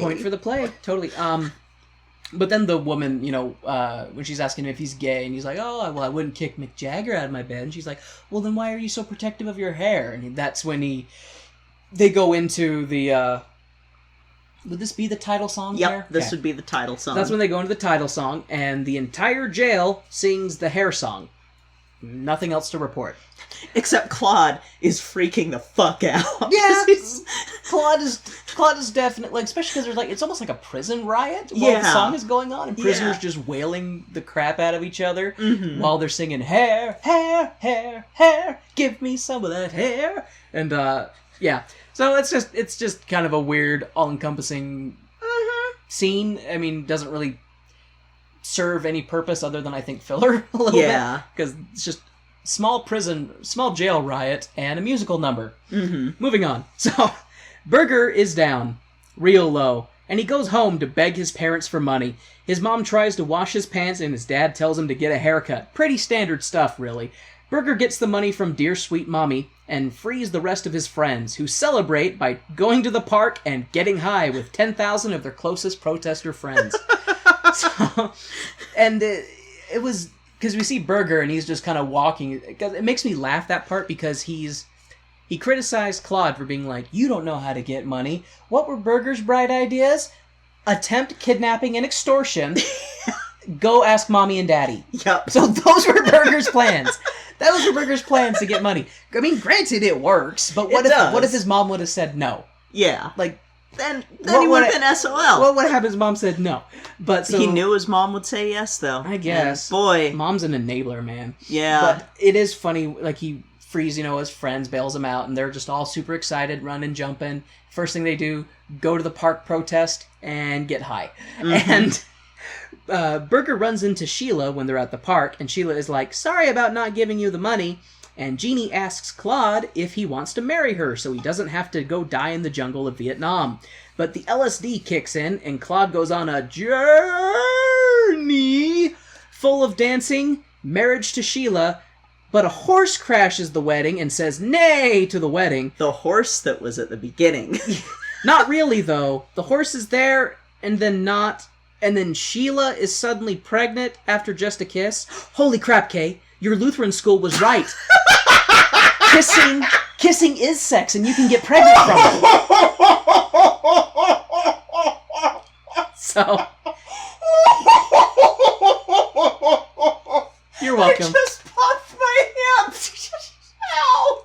This is the part where Kay throws her head back and laughs, and then pops her hip. But, Jesus Christ. Yeah, that was something that Kay had told me. Was it elementary school or junior high? Junior high, like 9th grade. In 9th grade, you were going to a Lutheran school, and they had said that kissing was a form of sex, and you can get pregnant from kissing. They didn't say you could get pregnant from kissing. I thought they just said that kissing was a form of sex. Oh, but you can get pregnant from sex. Yeah. Ergo, kissing can get you pregnant. Logic. So, good lord. The drug trip continues. To the chanting of Hare Krishna, Hare Krishna, Hare Krishna, and Claude descends into yet another circle of LSD hell, and the horse is back. And Sheila is being served on an appetizer dish, and there are silken-covered women dancing, and Burger puts the moves on LSD Sheila, but she flaps her arms and flies away from his advances. And there is almost a naked black guy dancing near some fire. Not sure the symbolism of that. Not sure I want to know. So, the theater version... The theater version has way more LSD scenes, but it's mostly like strobe lighting and people flailing around and being on the floor and just kind of acting goofy. And reacting like they're on LSD. Like if you were to watch somebody who was high. This is more of, what is the person who's high seeing? And Burger was there. Like, I took some LSD, and you were there, and you were there, and the horse was here. And the horse was there. That made me laugh about the horse part, though, because, like, when Claude and Sheila are, like, walking into this church to get married, and then you see the horse behind them, and then it cuts to the next scene, and you can see behind them, the horse isn't there. Yeah. And then they get married, and he kisses Sheila, and then she's pregnant, and then the horse is there. And it's like, I know I'm trying to put sense to a literal LSD scene, but I'm sorry, that's just how my brain works a little bit. Okay, I want to know. Do people... Because I've never done LSD. Neither I never have I. will do LSD. Is that shit that really goes on in trips? Because that's enough to make me go, no. You know, I don't know. Hallucinogens affect everybody differently from what I've heard. I mean, I know some people who have taken hallucinogens, and some of the things that they've described to me are pretty outlandish. Yeah. What was his name? Comedian Lewis Black makes a joke about taking LSD and watching a chair turn into 1,000 snakes. Jesus. So, I think stuff like that is a bad trip. And you know, stuff like that. And then a person I know who had taken psilocybin mushrooms had talked about that he was camping with friends, and his friends brought their Dalmatian, and he had taken mushrooms. And when he's looking at the Dalmatian, the spots look like a river flowing down the dog. Jesus Christ. You know, stuff like that. So it's like, I just don't know. I think it affects everybody differently. So I think I told you the story. When I was 14, I had to have a sleep-deprived EEG and MRI because they thought I was having seizures. And it was the first time I had ever stayed up for 24 hours without caffeine. I was legit hallucinating, like visual and audio hallucinations. Sleep deprivation will make you hallucinate. If it is anything like those, that's enough to keep me. Didn't you hallucinate on the medications that you got after your gallbladder surgery, too? Yes, I did, but I don't remember those hallucinations. Okay, because weren't you in class hallucinating? I was rehearsing for a show. Okay. And I had a severe reaction, like psychotic reaction to where I was curled up in the dressing room crying because of what I was seeing and hearing. That goes on your medical chart. Okay, she can't have this painkiller. Can't have painkillers, period. Yeah. Here you go. Yeah, period. Because can't have Tylenol either, so. Yeah. But yeah, if hallucinations are anything like those when you're on LSD, no thanks. And also anything like that scene, no thanks.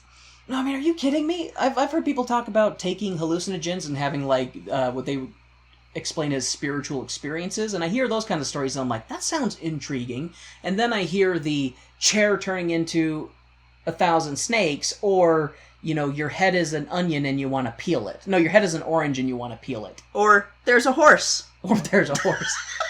Magical Pinto appears. The best kind of horse. The magical Pinto. Just don't hit him on the backside. They might explode. Yes. So, okay. We rejoin Claude in the real world, and he seems like he's falling asleep because he's still high. The camera cuts to the rest of the gang, and it's suddenly nighttime, and they're now looking for... Well, okay, it's not nighttime yet, but you can tell it's hours later, and they're looking for Claude, and they're yelling his name. And then, all of a sudden, it is nighttime. In the darkness, still yelling for Claude. Claude apparently was killing time looking at the water, which... And Sheila realizes that she's in over her head and wants to go home. And Claude is still coming down from his LSD trip and offers to take her home. But the two hang out around for a bit and watch everyone else strip naked and decide to go skinny dipping in the nearby lake. Sheila is like, I don't want you to take me home because you're still high as fuck. And Claude is like, okay, I'm gonna go swimming then, in the dirty water, with my hippie friends. And Sheila feels left out, I guess, and decides to strip down and go swimming too. And we see her boobies! So, that's a bit of a word salad there. So... It's hair. So Claude is still high, you know, having his LSD trip, when it cuts to and it shows his face, and he's basically just kind of looks tired, and he like puts his head back, and it looks kind of like he's sleeping in the middle of this big crowd of people. And then it shows his friends, and they're all of a sudden looking for him, even though we were just looking at Claude. And they're like, Claude? And then it cuts to nighttime. Claude, where are you, Claude? They're like, hey, he's over there. Claude, where have you been? I was looking at the water. Okay, Claude. You look at the water, boo. Look at the water, Claude. Look at the water. But that was the thing that was funny, because Sheila is now, like... I think she realized, oh my god, I'm hanging around with a bunch of druggy hippies, and this makes me feel uncomfortable. She's like, Burger, will you take me home? And Burger's like, oh, no, it's Claude's last night with us. Let's do what he wants to do. And what do you want to do, Claude? I want Sheila to get taken home. And he's like, oh, okay. And then he'll take you home, Sheila. That's when everybody's like, okay, let's get naked and go swimming in the dirty lake. Mm-hmm. And I don't know if Sheila was like, no, you're high, I don't want you to take me home. Because she had... Yeah, it's not... Yeah, it's not well-defined. It's not well-defined. What she's... She just kind of has this attitude of like, no, I don't want you to take me home. I'll take myself home. And that's when Claude is like, okay, fine, I'm gonna go swimming. And then he just strips down to his underwear and jumps in the water. Yep. And, and Sheila feels left out, I guess. Yeah. And wants to strip naked in front of strangers. What would Gus Griswold think? That those were his wife's wild days. Yeah. Is what he would think. I keep forgetting to mention that right? that's who's in this. Because I'm looking at Sheila, and I'm like, she looks familiar. What have I seen her from? And Kay, being all helpful, goes and looks her up, and she is fucking... What's her... I can't remember her name. Ellen. Ellen Griswold in the... Family Vacation movies, and I don't think I can ever watch Christmas Vacation or Family Vacation the same way again, because I'll be looking at her and I'll go, I've seen your tits. So, just saying, you can't look at someone the same way when you've seen their tits. This is true. Yeah. So now you know. Now it explains the way I look at you now. Mm-hmm. Except I look at you differently. This is true. Because you're my wife. Yeah. I'm glad you look at me differently from other people whose tits I've seen. Could probably count it on one hand, I think. Sheila has a very awkward naked apology to Claude in the dirty, cold lake water. It's awkward and just awkward. Yeah. She's like, oh, I hurt your feelings, I'm sorry. Claude's like, oh, no, it's fine. No, I can tell you're upset. Like, it's just, there are so many... I don't know if it's poor direction on part of the director or just poor writing on part of... Like, I don't know what to think of it, but there's scenes that you just kind of watch and you go, well, this could have been left out or revised or just... We could have brought back some of the things we cut. Yeah, we cut from the musical. Like, no This was cut for time, really? Yeah, this was cut for time, really? Because you have all of this bullshit here that doesn't seem to really be necessary. Yeah. But... who knows? Maybe they were like, well, we gotta have boobies in the movie. That's how we're gonna get... I mean, we can't do the get asses in the seat. We can't do the B-in because that's full frontal, but... But... which you could mess with camera tricks and stuff like that. But, anyway. So... Okay, yeah, so Sheila's giving her naked apology to Claude in the water, and all of a sudden they realize that their other friends have disappeared, and that they appear to have stolen their clothes. Sheila blames Claude and gets out of the water and flags down a cab while she's naked. The cab driver screeches to a halt and then backs up and gives the naked wet lady a ride. Burger and the others then materialize, laughing with their clothes, and he's like, ha ha, it's a joke. Claude is upset, understandably, and leaves after the others try talking him out of joining the army. So when you were saying that Burger just wants to have fun and have other people have fun, well, stealing people's clothes when they're skinny dipping and... But that is the point where you see his character turn around. And Treat Williams does a really good job showing it on his face. That it's sort of Burger's aha moment. Because after this point... he starts to be a little bit more, not necessarily responsible, because he's still Burger, and he's still going to do some stupid-ass shit in a minute, but he also tries to be better after that point. I like how you say that he tries to be better and he tries to be more responsible when we haven't gotten to the felony yet. Yeah. So... Like I said, he's still Burger and still an idiot, but he also has his moments where, like, you know what his motivation was, and you're like, that was such a good idea. That was such a good motivation, but such the wrong way to do it. I love how... You're such an idiot, Burger. I love how you were getting ready to say that was such a good idea, and then I could see the tiny person in your brain, behind your eyes, hit the emergency button and go, it's not a good idea, and then you went, it's such a good intention. Yeah, he had such a good intention with what he's about to do. Hey, Kay, you went to parochial school. Mm-hmm. What is it they say about the road to hell? That's not necessarily in the Bible. Well, but... okay. But you know, the path to hell is paved with good intentions. And Burger's gonna find that out. But it's one of those things where you see that moment and you go, oh, he's gonna have, like, Treat Williams did a really good job portraying that he's on a good his actor. face. He's a good actor. He did and he kind of stole the show. He did. And so it's that moment where he goes, oh, shit, I've hurt people. And, you know, I've hurt this person who I just wanted to have a good time, and it wasn't a good time, and... Because he keeps trying to, you know, be like, hey, give him the clothes, or take the clothes to her and stuff, and... Yeah, he's like, you know where he lives, go take her clothes. Yeah, yeah. That's the thing, too, is Burger's also not frickin' thinking, because, okay, oh, no. So imagine being this woman, being either of her parents, or even her brother. She shows up in a cab, naked. Yeah. And then another guy shows up later, I have her clothes in her purse. You'd be like, call the cops. This guy was up to something. Burger's an idiot. But it's one of those things where you see that moment that, like when Claude is telling Burger off for this, and Burger's kind of confronted with the fact that he fucked up. And... He does have some remorse, because he's like, he didn't mean for it to go the way that it did. Yeah, he thought that it would go much better, because he thought he would get his friend laid. Well, maybe. I guess that is true. He's the whole time he's been trying to hook Sheila up with Claude. And Sheila's trying to hook up with Burger. But that's the weird thing, too, is it's like... There's some mixed messages, especially like when he's in the car with Sheila and he keeps trying to go up her skirt. It's like... If I was trying to hook my buddy up with a girl, I would be as platonic with that girl as humanly possible. I think part of it, too, comes with the relationship that he has, that all the guys seem to have with Jeannie. Well, they're used to fucking the same chick? Yeah, and so he's just sort of, that's his worldview now, is... They're used to fishing in the same well. Yeah, this is normal, so, you know, this'll be... And he's so... In a way, he's sheltered too, but a different kind of sheltered. He's sheltered in his own worldview. So I'm gonna deviate a little bit.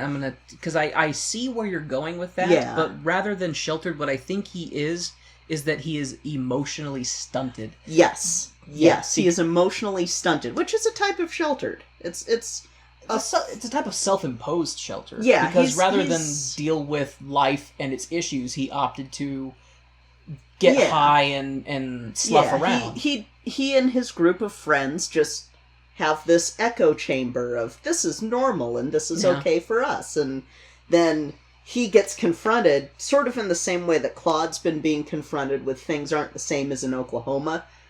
Burger's getting confronted with...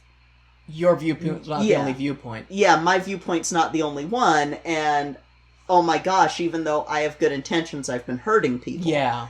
And that's the point that you see it make more sense with how the movie ends.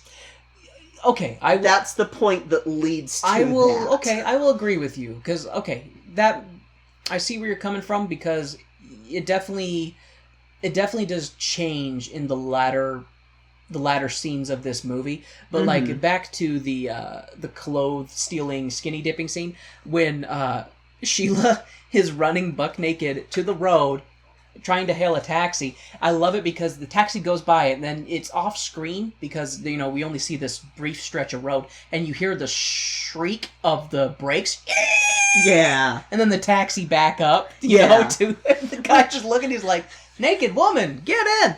And then when Burger and the others come running by, Burger makes the comment of, like, I didn't think she would pull a stunt like that. Like, he was expecting them to just be at his mercy and wait around until he showed up with the clothing, because he does go chasing after the car as it drives off, like, Sheila, wait! Like, so he did, I mean, he didn't intend for them to go indefinitely without their clothes. No, but Sheila basically was like, fuck this shit. Like, she just took off. There's a great line with HUD in this scene that was one of those moments before HUD completely tanks his character. God damn it! Yeah, I'll do that too, because when the rest of them show up, they're like, "Oh, we'll just go take her stuff to Sheila," and Claude, lays into them, and he's like, "No, screw you, and he says, like, I'm not gonna do this anymore." He's like, "I got places to be, and I'm gonna join the army." And they're like, "What? Why are you gonna join the army? You want to be a big tough guy with a gun? You want to go be an action hero?" And he's like, "No, I'm doing this for you." And I'm doing this for you. And he's pointing at him, and then he points to HUD. And he goes, "I'm doing this for you."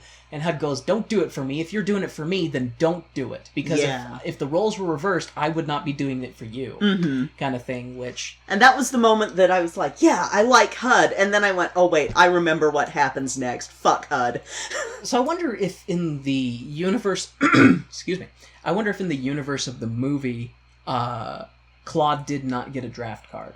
And he just is probably volunteering. Not. He's probably volunteering because he's this boy from rural Oklahoma, and he's like, "I'm going to serve my country. It's a time of war. We got to go fight those commies." Yeah, that kind of. I hate to use this phrase, but I feel like it's very accurate. Middle America indoctrination. Yes, where it's like, God and country, and go bleed for your homeland. Yeah, stuff like that. Because you don't really. It's not implied that he gets a draft card. Yeah, it's not implied that he gets a draft card. As far as because we never ever see him with a draft card. I feel like if he had a draft card, we would have seen it. Yeah. Because he maybe would have had it out when he went to join the army, or the others would have seen it. Because I could have seen them trying to snatch his draft card from him to burn it, like they did theirs.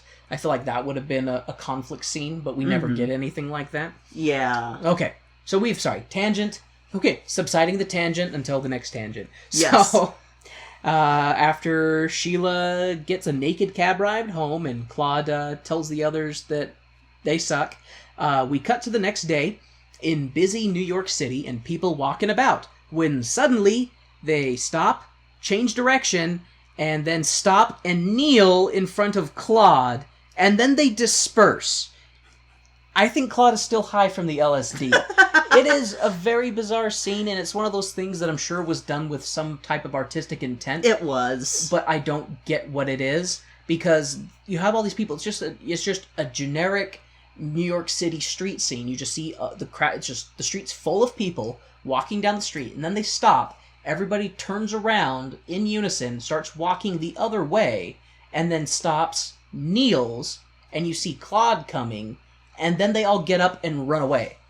Well, and the thing with it is I think they were trying to do something to be as powerful as what that scene is in the musical. Because in the musical, that's when Claude decides not to burn the draft card.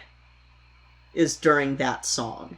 Oh. And okay. It's a quiet moment in the stage play. It is a quiet moment in the stage play. Yeah, and with this, it's more spectacle. Yeah, and so I think they were trying to do something like that, but it's like, well, if Claude already has decided that he's going to go join the army, this song has no, like, it doesn't serve the same purpose. It doesn't serve the same purpose, and it's just a song to be there.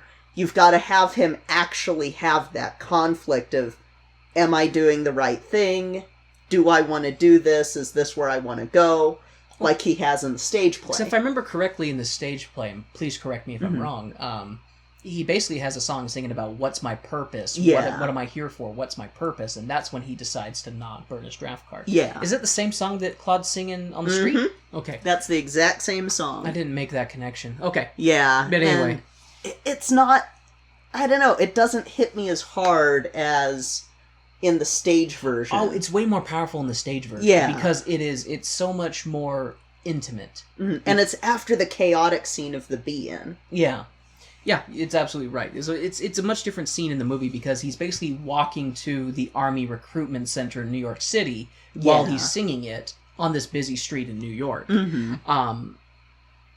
But I still think he's high from the LSD. I mean, probably. I mean, I think that you have after effects from that for a while. Well, they say that it stays in your spinal fluid because I've heard stories of like people like popping their back or popping their neck and like LSD like that was in their spine then gets in, they have another trip, stuff like that. But I don't know. Like I've done zero research on any of this. Same. This is just all hearsay and speculation. So if you're an avid drug consumer who knows a lot, please send us a tweet and give us your opinion. Because Enlighten us. Preferably without LSD, because I don't like snakes, and I'd rather not... Well, I mean, snakes are cool, but I'd rather not see a chair turn into 1,000 snakes. Oh gosh, I had a horrible thought. Taking LSD and then watching our dog turn into, like, 1,000 spiders or something. Not. That'd be horrible, right? That is heartbreaking, and you take that back about our sweet baby girl. It's she would not be a spider. Even though I like spiders, she would not be a spider dog. She would not be a spider. Or a snake. No. She is a good pupper girl. If anything should look like Jesus or Mary coming down from on high. I whimper for your sins. Okay. So... Claude goes into the Army Recruitment Center, and apparently the military in the 60s was a bunch of perverts, because some guy walks in his underwear, and the panel of military people tell him to strip, naked. Bunch of pervs. But this is a logical segue into the Black Boys, White Boys song. I definitely like it better in the stage version. This one is just awkward and no bueno. So... I can't remember the name of the scrawny guy that's the first person we see. Something like I can't remember either. Woodard or something like that. Yeah. He's just this kind of scrawny, nerdy-looking guy. He walks in, and he's just in his underwear, and they're like, Woodard, and he's like, yep, that's me. And they're like, okay, take off your underwear. He's like, oh, okay. And he strips naked. He's got his socks on still, and they're like, take off your socks. He's like, doesn't do anything. Like, you have an issue? And they're like, no. And then he still isn't taking off his socks, so like two other military guys come over and take off his socks and reveal that he has painted toenails, which the only thing I can think of is that's supposed to symbolize he's gay and therefore he can't serve. I don't know what they were trying to go for with this. Like, there are so many things that I'm like, okay, what was your decision behind this? Yeah, I don't get it either. Because they all kind of snicker and laugh, and I don't know if they're like, ha ha, this poofter's trying to get into the military, ha ha. Like, that's kind of the tone I got. I don't understand it, 'cause... I don't either, but... and it could be that he's also trying to do a conscientious objector type thing, like, oh, you can't draft me because of... Oh, maybe. Maybe, but it the other way it could... I don't know. I feel like they were trying to be... Oh, God. I feel like they were trying to, like, they were trying to capture some of the audacity of the stage play, but they failed at it. Because they make some of the scenes a little bit offensive with it. Yeah, they do. So, sorry, I'm going to share the very stupid thought that I just had, that if I was in that era of being drafted into the military, but openly gay people were not allowed to be in the military, it'd have been like, so the first thing that came to mind is like, to avoid the draft, I would have sucked a dick right in front of the Army Recruitment Center. But, okay, that horrible side note aside, I'm sure there's somebody listening who's like, TMI, Warren. But so... I mean, Tom Lehrer was young at the time, so you could have had your fantasy. So, okay. But after scrawny white guy with painted toenails gets laughed at by the pervy military people, we then have this tall chunk of dark chocolate come in, and that's when... That guy's muscly, too. And he comes in and stands before everybody, buck-ass naked, too. And then that's when it cuts to outside, and it looks like they're in Central Park again. And it's just women singing about how... Like, white women singing about how they love black boys, and then black women singing about how they love white boys. Intercut with... the white guys singing that was it out. super weird. Intercut with all of the panel of military people who are judging the naked men, or I should say inspecting the naked men, all of them singing too, so you got, like, you know, guys singing about how much they like white guys or black guys, and that I don't know what the intent was behind that, because I am not fairly certain, I am 100% certain that at that time period, openly gay people were not allowed in the military. That's the whole point of Klinger and MASH, is LGBT folks were not allowed in the military. I don't know that reference. Okay, we'll watch MASH later. So anyway. Okay, but yeah, I do not like that scene, and the song is done infinitely better in the stage version than it is in the movie version. It felt a little offensive with the movie version, because it's just like... It felt like they were poking fun. Yeah, and it's like, okay, no, this is where the play, once again, gets a check mark, and where I can understand Rado and Ragni being, what the fuck? Yeah, seriously. This is not our fucking show. So, after stripping naked in a room full of hungry-eyed men, Claude opts to not ask the men, and the men Claude opts to not ask, and the men watching opt to not tell. And Claude goes off to basic training. Claude is in basic training now, and it's the standard military obstacle course stuff. We get a look into Claude's eyes and watch him regret every decision that led him to this, before more military training stuff, including the tear gas chamber, walking in mud, tank stuff, lots of drill sergeant yelling.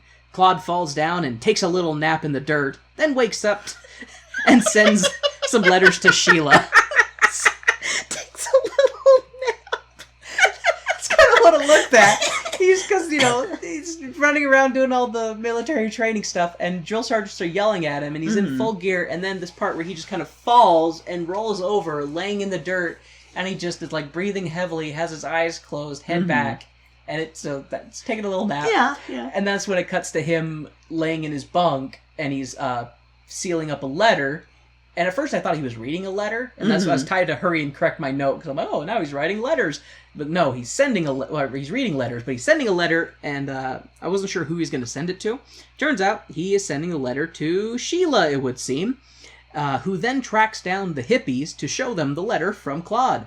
Berger reads it in silence for a few moments before revealing that Claude is in basic training in Nevada, and they're going to go visit him, just as soon as they can get a car and, like, money and stuff. So, I do want to really quick jump in with this. The basic training scene is definitely a thing that they don't have in the musical. Like, you don't have anything implying that Claude goes through basic. You don't. And it's really weird. And it's important for the movie, and we'll get to that soon. It's important in the movie because in the show, but in the stage version, Claude ships out and dies. Yeah, that's it. Like, it's the last 10-15 minutes of the show.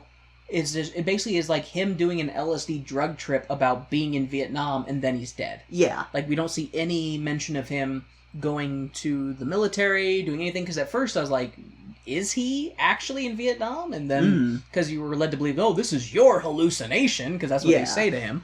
And the song that they play over this is the Walking in Space song, which is the drug trip song, that leads into Claude's trip before he ships out and then dies.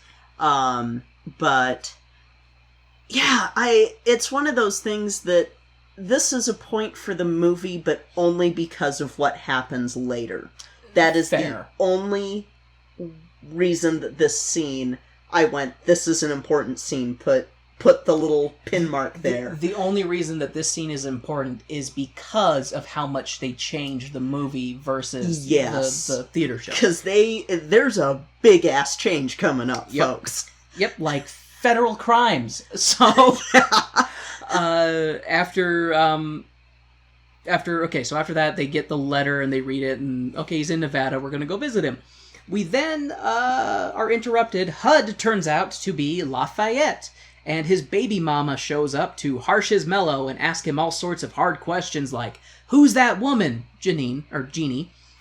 Who is that, your child in her belly? And Lafayette HUD is a prick, and I don't like him anymore. You suck, HUD. two-timing deadbeat dad. And they cut to the baby crying, and I just had this moment where I'm to HUD's like baby. Yeah, Lafayette Jr. is I'm what she sitting said there. his name is. Yeah, I'm sitting there feeling because, don't have a dad, so I'm having this moment too, going "fuck you, HUD, fuck seriously, you fucking asshole." Seriously, HUD is a piece of shit. Yeah, like I'm just like, dude, and then you find out later from the woman, she talks about, oh, we were in love and we were going to get married, and then he just ran off. Yeah, to go be a hippie. Yeah, and it's like, HUD, you piece of garbage, like leaving this woman and your child. And from seeing her and everything, you realize that HUD probably had a better upbringing than he could have, than like most people at the time would have had. Oh yeah, probably. And it pisses me off because I'm like, you just ditched her so that you could have your self-imposed hippie fantasy. Yeah. So you can have your free love and drugs and blah, blah, blah, blah, blah. And it's like... it made me mad. And this is going to sound really terrible, and it's going to sound kind of shallow, but his baby mama is really beautiful. And no offense to Jeannie, but baby mama's hotter than Jeannie. Yeah. Like, she loves him, and she's... Yeah, she loves him. God damn it, HUD, you piece HUD of shit. is a piece of shit. He's a piece of shit in this. In this stage show, he's great. But in the movie, he's garbage. I hate him. Like, he's just... Like, that was the thing, is, like, he's okay for the entire show up to this point. When, like, his dirty laundry gets aired, and you realize, oh, you're a deadbeat dad. Yep. You're a deadbeat, family-abandoning And I don't asshole. know why they put that in there. I really don't know either. The only thing I can think of is so that they could find a way to put in easy to be hard. But they could have still had Sheila sing that. Yeah, you could have had... They could have still had... They could have not changed HUD's character and not added in this... morality destroying event. Yeah, this moment that you sit here and go, wow, I don't like this character anymore. Yeah, seriously. That I've been rooting for the whole movie. Because he's, he's the black guy that's dealing with all these issues and now you're seeing him leaving his fiance and baby, and it's just like, what the fuck? Yeah. And I don't know why they put that in there. It's completely pointless. It really is. It serves no purpose to anything other than to make you hate HUD. Yeah. And who knows, maybe the director was like, I don't like black people, let's make you hate the one black character. I doubt that that's the case. I think it was just for drama, because Hollywood. Yeah, because there's not enough drama with everything else in this fucking movie. Yeah, like, come on, you've got some drama coming up. That's enough. Well, that's the thing, there's already drama. There's already drama in it. Like, you don't need to add in that bit of let's destroy the one black named character in this entire show. Let's turn him into a dirtbag. Yeah, and the only good thing about this is that you have a moment where you see what Berger's morality is. Yes. Berger is so different in this because this is where I went, you have a definite shift with, like, you can see that the shift has happened with Berger, whereas the shift that I was talking about earlier, because of his grabbing HUD and just being like, no, you've got to talk to her. So I'm going to get to that. Yeah. So, Lafayette HUD's baby mama sings the Why Are People So Mean song, which is, what's it called? Easy to be hard. Easy to be hard. I call it the Why Are People So Mean, because she sings about why are people so mean. So she sings that song while Berger and the others chew HUD's ass out in the background and make him go be a dad. Oh, I guess not. Oh, maybe. Because the next scene, they're carjacking Steve and Sheila. Yep. So, because while and it's funny, they don't even give her a name in the credits. No, she doesn't have a name. She's just HUD's fiance. HUD's fiance. So HUD's fiance, baby mama, is singing this song, and it cuts between her face singing and looking very sad, and the others who are about 100 yards away from her, and you can tell that the rest are like, they're mad at HUD. Yeah. Because they keep pointing at him and then pointing at her, and they're like, you go over there and be a fucking father, you piece of shit. Like, yeah. At least that's what I hope that they're saying. Because that's what you and I are saying. Yeah. So... And it's definitely spurred on mostly by Berger. Oh yeah, Berger is like, you go be a man. You go take care of your business. Like, Burger is so much better. I know I was trashing him a little bit ago, but this is definitely a scene where I'm like, God damn it, Burger, you're making me like you, and I don't want to like you right now. So. Yeah, because Burger's about to do some bad... Well, not... He's about to do some really stupid stuff with a good intention. Let's just say he's paving that road to hell. He is paving that road to hell. And he begins the road paving to hell, like I said, by carjacking Steve and Sheila because they need a ride to Nevada. What's the best way to do that? Well, I know this road that this car travels down, and I've carjacked them once before. So, let's just do it again. Mm-hmm. And, except this time it's a 3-man job because Sheila's brother Steve is like, uh-oh, I'm not letting this happen again. And then he fucking lets it happen again. I'm going to bitch about this scene for a second because instead of 1 man coming out of the woods and stepping in front of a moving car, it's now 3 men, including one very tall, menacing-looking black guy. And they are like sitting, because like Steve rolls down the window a little bit, like, what do you want? They're like, oh, we just want to talk. He's like, we can talk like this. And he's like, oh, I'd rather us talk outside. And he's like, nope, not leaving the car. And then Burger goes over and talks to Wolf. You don't really see what they're saying. And then for some reason, Steve decides, okay, I'll get out of the car. Because he's an idiot. Everyone in these breaking the law scenes are idiots. Everybody. They are. Steve is such an idiot in this scene because it's like the people are like, because Hud is behind the car. The other 2 are in front of it but to the side. He could have just driven. And you know what?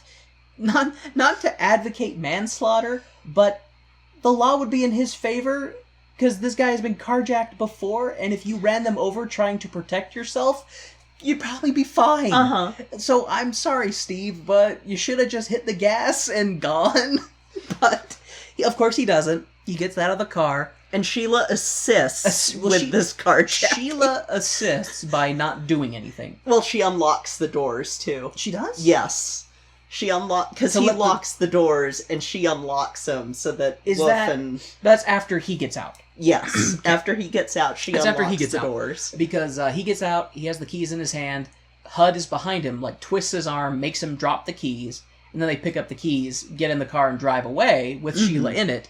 And it's now technically kidnapping. Mm-hmm. So, after the 15 to 10 or 25 to life for Hud... Oh, Jesus Christ! Carjacking scene, they pick up Jeannie and Baby Mama, who are having a riveting conversation about how batshit crazy Jeannie is.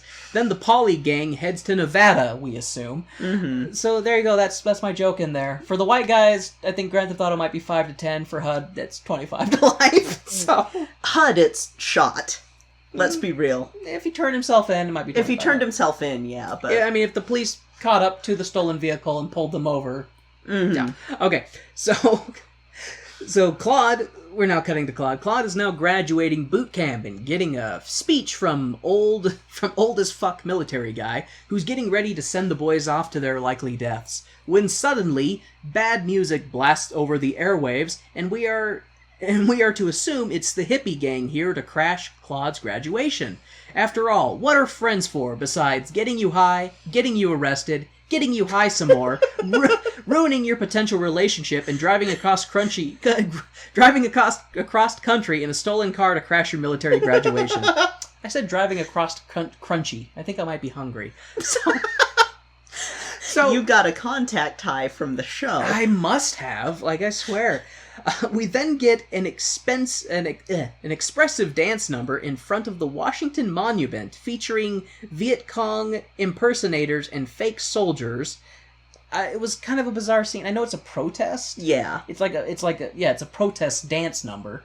Mm-hmm. I didn't really feel anything about that scene other than it was just there to take up time. And they're doing this to 3500, which is a song that happens during the drug trip that Claude has. So they're trying to get these numbers in there, but not... Yeah, they're kind of shoehorning them in. Yeah. Like, they're kind of putting them in awkward areas just to get their musical total up. Yeah. To be like, There was a bit that I forgot to mention with the walking in space that while while Claude was doing the training, you had the Vietnamese girl singing the song, and that was sort of the moral dilemma that that's the nod to the moral dilemma that he has during the drug trip of, should I be doing this, should I not, before he goes off to do it and then die. And I don't know, I feel like some of the stuff was really well shot, and some stuff is this scene. Well, that's the thing too, is that even the parts that are kind of not done well are still actually kind of done well. Yeah. Like, cinematography wise. Yeah. Because even the scenes that are kind of dumb, they're still shot well. Yeah. They're just directed wrong. They're directed wrong. It's an interesting contradiction, because it's like, wow, this looks visually appealing, but it's really placed awkwardly within the context of the story that's going on. Yeah. So now, after the scene that we just described, the kind of useless dance number, we cut back to Claude's military friends shooting the speakers that the hippies hotwired to play the bad music. Problem solved with violence. Yep. It then turns out that the hippie gang are in Sheila's daddy's car singing Starshine. I guess they were not behind the sabotage of the army base's speakers? Like, then who did? I don't know. It's never explained. No. Like, it was logical that to cause a distraction to see their friend that they would have done something like that, but then the speakers just go fucking haywire, and nobody knows why. That would have probably gotten them in less trouble than what they're about to do. That is exactly right. That's exactly right, Kay. Okay, so they're singing Starshine in the car, driving to Nevada. I think they're actually in Nevada at this point. Okay, sorry. So I guess they weren't behind the sabotaging of the army speakers. Then who did? Oh well, I'll chalk it up to the LSD this movie seems to have slipped into my eyeballs. So the gang arrives at the base, and they are not allowed to go see Claude because the military police are a bunch of poo-poo meanie heads. Sheila gets the idea to seduce a military officer in a bar and steal his clothes and his car, and Sheila flashes titties for the second time in the show. So when they I don't know what Berger was thinking, pulling up to an army base and being like, hey, we want to go in and see our friend. And the guy's like, no. Because he's Berger. Yeah, I guess.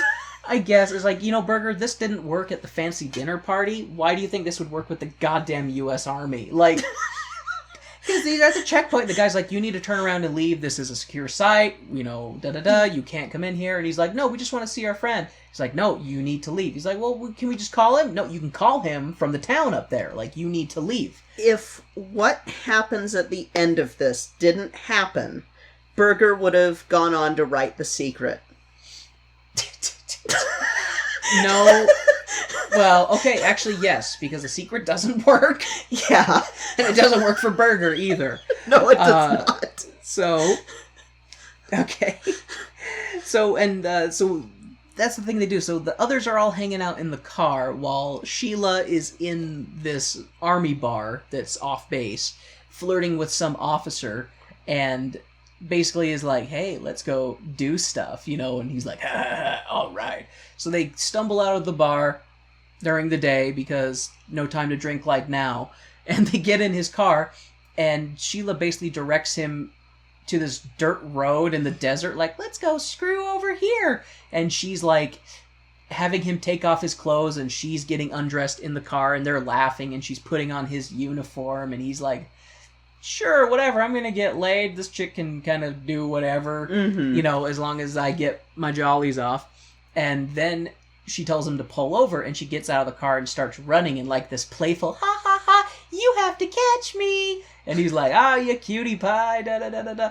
And the others come up behind them and pick up Sheila as HUD sneaks up and jacks this guy's car, and they drive off. Why did they make HUD do one of the most illegal things in this? Because HUD is just gangster like that? I don't know. But, so this is the second carjacking that they've had in the movie. Third. Oh, sorry. No. Oh, yeah, third. You're right. Carjacking. Third carjacking. Second Grand Theft Auto. And first murder. That's true, because they leave the guy in the middle of the desert where he's probably gonna freaking die. Because he just got drunk, so he's dehydrated. He's dehydrated. He's in his underwear in the middle of the desert. Granted, it's overcast, but it's still the Nevada desert. Yeah, no, this is the first death. So this is the first death. And after committing their second count of Grand Theft Auto, Berger decides to up the ante and impersonate a military officer. He drives on base to find Claude. Impersonating a sergeant, Berger finds Claude and tries to smuggle him off base in the trunk of the stolen car to go have a picnic with their friends in the desert. Claude says no, because the base is on alert and they're doing head counts all the time. Berger then trades clothes with Claude so that he can sneak off base and not miss any head counts. There's an acting moment that I want to point out here. Two of them. First off, the scene where they're cutting Claude's hair is the first moment that you have the dip into what's about to happen. Like, where you get the feeling of unease. The second is as Berger is leaving to go impersonate this officer, there's a brief moment on Jeannie's face that kind of implies she has a bad feeling. She has a bad feeling about what's about to happen. And it was one of those things that the first time that I had seen it and the next couple of times that I'd seen it, I hadn't really been looking for that. And this time through, it hit me and I was like, oh, they do a really good job of letting you know shit's about to hit the fan. Yeah. And so she has this look of, I'm not going to see him again. And she would be right. She would be right. And the thing that, and yeah, so when Berger shows up, you know, he goes into the barracks that Claude's in. I don't know how he finds out what barracks Claude is in, because it's a huge military base. Mm-hmm. I'm assuming he just went door to door. Is Claude here? Is Claude here? Is Claude here? He does pull off and ask somebody. Oh, gotcha. Something. Okay, so. I guess that's true. He does do that, so good point. But when he enters in the barracks, they're just like, oh, attention! Because it's someone above their rank, because they're all privates. And he calls out Claude's last name, which I can't remember. Bukowski. And he's like, oh, follow me, private, double time. He runs out and he tells him get in the car, and then that's when he's like, it's me, bitch, And he's like, everybody's here, we're going to go have a picnic. And he's like, no, I can't leave the base. Like, this is serious. This isn't a game, Claude. Or this isn't a game, Berger. And that's when Berger is like, okay, well, switch clothes with me, and then you can impersonate the sergeant and leave, and I'll stay here in case they need to do a head count, which is what he does. So Claude meets up with his buddies in the desert, and just as quickly as he arrived, he leaves. But not before Berger subbed in for him on a head count at the barracks. And Berger gets to realize that this is most certainly not a game, as Claude's unit has been called out to war. And you can watch Berger shit his pants as he has to gear up and move out. It is, like, when they tell him, they're like, okay, gear up, we're going, da-da-da, and he's just like, has this deer in the head, like, you can see it in his eyes, like, oh shit, oh shit, oh shit, oh shit, oh shit, oh shit, and they're like yelling at him, screaming, get your brain bucket on, da-da-da, get your double barrel, and he's just like, And this is another one of those Treat Williams, you motherfucking genius, with your acting. He did good, yeah. Because, first off, they have this really good shot of everyone going into the plane. Mm-hmm. And it's just this line, and then this double line, and at a certain point, it's a void. Yeah, it's just this blackness. And it's this endless line going into this blackness. You know what's funny about that scene, too, is that is way more men heading into the plane than that plane can hold. Yeah, but it's a very good artistic choice. And this is one part where I give the movie a point, because of this scene. And if it hadn't been for the rest of the movie, then this scene could have saved the whole thing from not being, in my opinion, as good as the stage play. It's the scene reminds me, the emotion tied with that scene is impending doom. Yes. Because that's exactly what it is. It's almost like a funeral march. Yeah.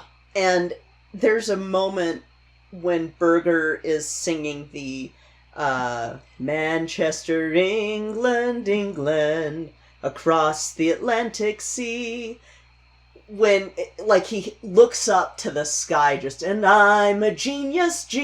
Like, he's realizing this is what he's doing, but he has to impersonate because he can't Claude. step out of line. Yeah, he can't step out of line, and you have this moment when he says, I believe in God, and I believe that God believes in Claude, that's me. He goes, that's when he fuck it. It's when he commits to the lie. He commits to it and goes, you know what, I'm gonna die, but it's not Claude. Yeah. Claude's not gonna die, and it's that moment that cements Berger's, like, transformation in this.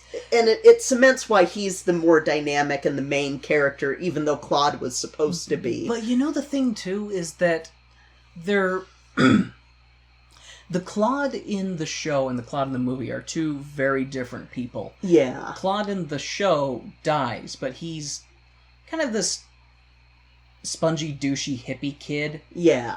The Claude in the movie, I feel like that he might have survived Vietnam. He would have. He might have survived Vietnam, but Berger had no training. Nope. So he's gonna go to the jungle not having He probably any training. died getting off the plane. That's the thing, he doesn't have any weapons training, no nothing. Like, yeah. He's, like, dead man walking.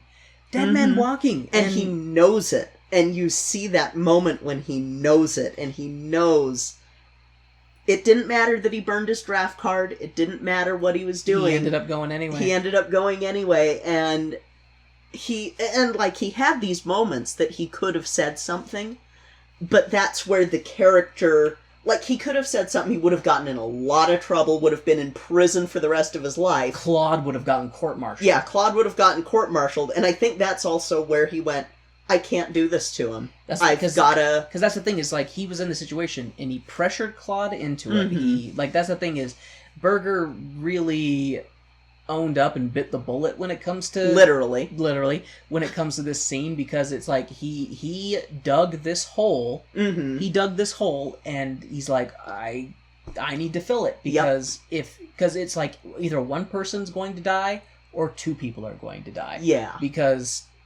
yeah, Claude's life would have been fucked from this point forward if Berger would have been like, oh, I'm not really Claude. Claude is I snuck on base, after stranding a sergeant in the desert and imposing as him, and then Claude switched clothes with me to go out. Like, they would have been so much goddamn trouble. You've been court-martialed, I'm still not 100% sure how Claude doesn't get in trouble. The only thing I can think of is that it gets twisted somehow to this inspirational thing with the way that people like to be like, oh, it was the love of friends doing... Not even like, oh, he was going off to fuck off to the desert with this chick.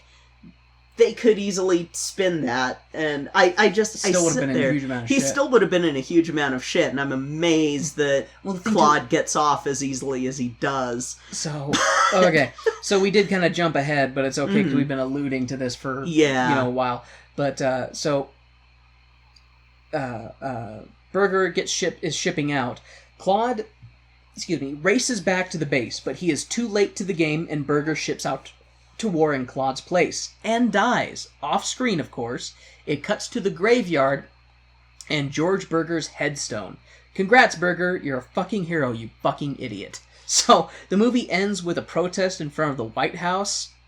Real upbeat film. So, like, the last couple scenes, like, we were talking about the most powerful parts that happened, and that was, Berger getting ready to get on the plane, him marching on the plane, him singing, the Manchester, England song, all those parts you covered, and basically Claude is on base running towards the plane that they all boarded as the plane is taking off, and then it just immediately cuts to Claude with the rest of the gang standing in the graveyard in front of George's headstone, singing, and then it goes to the protest in front of the White House, and that's where the movie ends. So one thing, if you're impersonating Claude, he would have had his dog tags and everything. Yeah. So when he would have died, they would have, for all intents and purposes, thought he was Claude, and so it makes me laugh that his gravestone says George Berger. Because that's why I sit here and go, how did Claude get off on this? That's the thing, Claude, and he should still be. Because that's the thing too, is he's gonna. So the people that are with him, that are with Berger as he's posing as Claude, are all the same unit. So it's like, they know that that's not Claude. Yeah. Like, why didn't any of them speak up?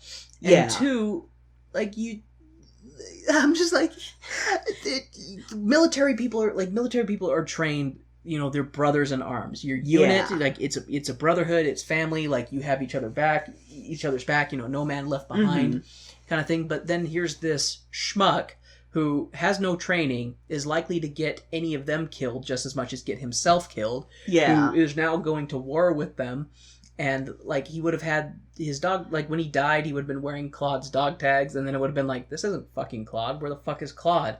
And then Claude would have probably been court-martialed for going AWOL. Yeah. So it's like, Claude still would have been in some serious shit. What's his excuse going to be? Oh, well, my friend wanted to pose as me so that I could go sneak off base and say hi to some friends. Like, yeah. It's one of those things that you have to suspend so much disbelief. You have to suspend so much disbelief that the movie becomes a fantasy film at that point. Like, and that's the case in so many scenes in this, because we've got so many straight up crimes that occur. Straight up crimes, man. We have 3 carjackings and a murder, and impersonating an officer, and then impersonating a soldier while the other one goes AWOL. Like, what the... How the fuck? But it's still a really powerful moment that for a moment makes you forget that. And then if you think about it too hard, it's like, God damn it. I think this episode might have our most amount of cursing. Yes, it will. It absolutely will. This episode is longer than I thought it would be, too. Yeah. So I will say, though, to lighten the mood a little bit, we do find out it's Woof's baby. We do? Well, I guess that's true, because we see Woof and Jeannie with the baby. Snuggling with the baby in her arms. Mm-hmm. So it does turn out to be... Woof's. Which I guess makes baby mama feel better. Mm-hmm. It's like, okay, my fiance was fucking around, but at least he doesn't have a bastard child. Well, another bastard child. Yeah. So, God, fucking HUD. I do not like him in this. Yeah. Like, he's a stone cold, stone faced guy most of the time, Mm-hmm. but that's pretty common with a lot of black people, the way they're portrayed. Like, because I know there's the joke of, like, black people don't smile, kind of thing. And he doesn't. The only time you actually really ever see him smile is in the car ride when they're singing the Sunshine. Yeah. That's the only time you see him smile. But he's such a tough guy. He's meant to be the stoic out of the group. Yeah, they're very well put. He's meant to be the stoic one. And, like, I don't have any issue with him until you find out what a rat bastard he is. Like, I'm sorry. Yeah. Like, it's one of those things. I'm sorry. Like, if... No, that's one of my lines. Me too. Like, I don't have that same background as you, but it's just one of those things of, like, you deadbeat piece of shit. And especially that they chose the black guy to do that with. Yeah. I'm just sitting here like, really? I mean, I know that happened to me, but really? I think it's a stereotype. Yeah. And I think they just leaned into that rather than not. And it's one of those things that leads to the stage play is so amazingly progressive. Not just for its time, but even for now. It still holds up. Like, with a lot of the stuff that they do. Minus the racial slur songs, but you don't have the white people singing them. So, you know, at least there's that. But the movie kind of holds itself back because you have the black boys, white boys song that feels like they're punching down at gay people. Yeah, it definitely feels like You've got HUD, which we've already talked a lot about that. It feels like, and they spend so much of the time using the audience surrogate of Claude to show, oh, look at how funny and silly these hippies are, instead of, why are they like this, and what's going on in the world at this time. And Hair, the musical, the stage musical, does such a good job of keeping the context in, even with all the drug trips. It still holds up enough, like, with the social progress, because they still try to point out the issues that we're still fucking facing right now with racism and sexism and gender issues and all of that, they still hold up in the stage version, and in the movie, it's like, haha, the 60s were weird. Yeah, that's it. It was weird 10 years ago. Yeah, it's a good way of putting it. It kind of, it takes a skim milk approach to heavy whipping cream. Yes, it is does. the dumb analogy that I'm going to use. That's metaphor. a good analogy, though. And it's one of those things that I feel like I still like the movie as itself. And if I didn't have, A, the background of the stage musical, and B, didn't think too hard about too many things, then the movie would be great. And I could see the 90% Rotten Tomatoes score, because... I love you. I love you so much. And I want to examine the thing you just said if I don't think about it too much. Yeah, if I turn my brain off, then... Yeah, I can see the 90% Rotten Tomatoes score. I can't. But I really can't. If I were to rate this movie, I'd probably give it a 60%. Oh, really? Yeah. I give it a 60%. It's so hard for me to say because it kind of reminds me a little bit of when we were doing our Jesus double feature thing, and how those two shows were a lot closer, in my opinion, than I thought they would be. These two shows, I feel like, are, if I was to score them, they would be pretty close, but for drastically different reasons. Yeah. I would way rather watch the show than watch the movie again. But I do wish that the show had a little bit more focus, where the movie has more focus. But then the movie has focus in all the wrong places sometimes. Yeah. And it's just, it's I don't know. I feel like we need a revival of it. Like, if you're gonna do another movie, but do it better. Like, I would be very interested to see a movie that sticks closer to the stage musical, and I think you could do it. I do, because there are movies out there with way less nonsensical of plots, like, where the plot is just loosely strung together. You can still do that, and even if you needed to, like, highlight more the plot line of Claude debating on what his purpose in life is. Is he going to Vietnam? Okay, he's going to Vietnam. They're throwing one last hurrah for him before he ships out. Okay, you could still keep the play intact and do that. But this, they took characters out of character. They made Claude into this everyman blank slate for the audience to project onto. milquetoast. Yeah, they robbed Sheila of her character. Yeah. And turned her into this vapid... Because she is kind of vapid in this. Like, she totally is. They totally rob her of what makes Sheila interesting in the stage play. You know who they also totally destroyed? Was Jeannie. Yeah, they destroy Jeannie. Jeannie is great in the play. Yeah. And she serves no real purpose in the movie. Except for the drama between... Yeah, she is just there. She's almost there to be the chick of the group. Yeah. And it's really annoying because she doesn't do anything. Like, she doesn't do anything other than to be like, whose baby is Jeannie carrying? Yeah. But in the show, she was funny. She was funny in the show. She had great lines. She was a great character. She had depth to her. Yeah. And I'm sad that they my favorite line of hers, probably my favorite line in the whole show, it's like, as Mary said to Jesus, I'm getting stoned. Yeah. They don't have it, and they get rid of they rob so much from the stage version that I don't know, it even though the stage version is dated because it's set in the 60s, it's still timeless. The movie, I don't know what I'm trying to say with the movie. The movie just feels...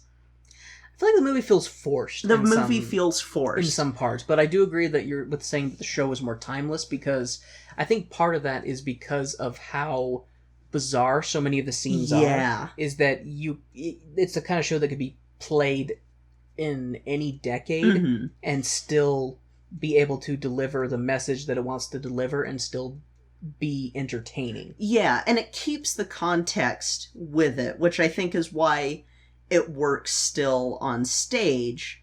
Because, you know, the further that we get from 1969, the more it's going to be a historical, in quotes, play.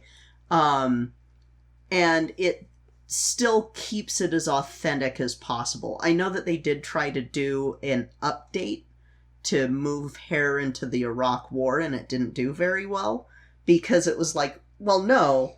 Different times. Yeah, it's totally different, and totally different generational attitudes with regards to, and different technology, different everything. You can't do... Well, a very big part of the with Hair in the Vietnam War is that there was a draft. Yeah, like there wasn't a draft for Iraq. They're conscripting people and saying you have to go to war under penalty of imprisonment. Yeah, and if you strip that from Hair, which the movie kind of does, because you don't have the same... You have just this blink and you miss it moment at the beginning about the draft.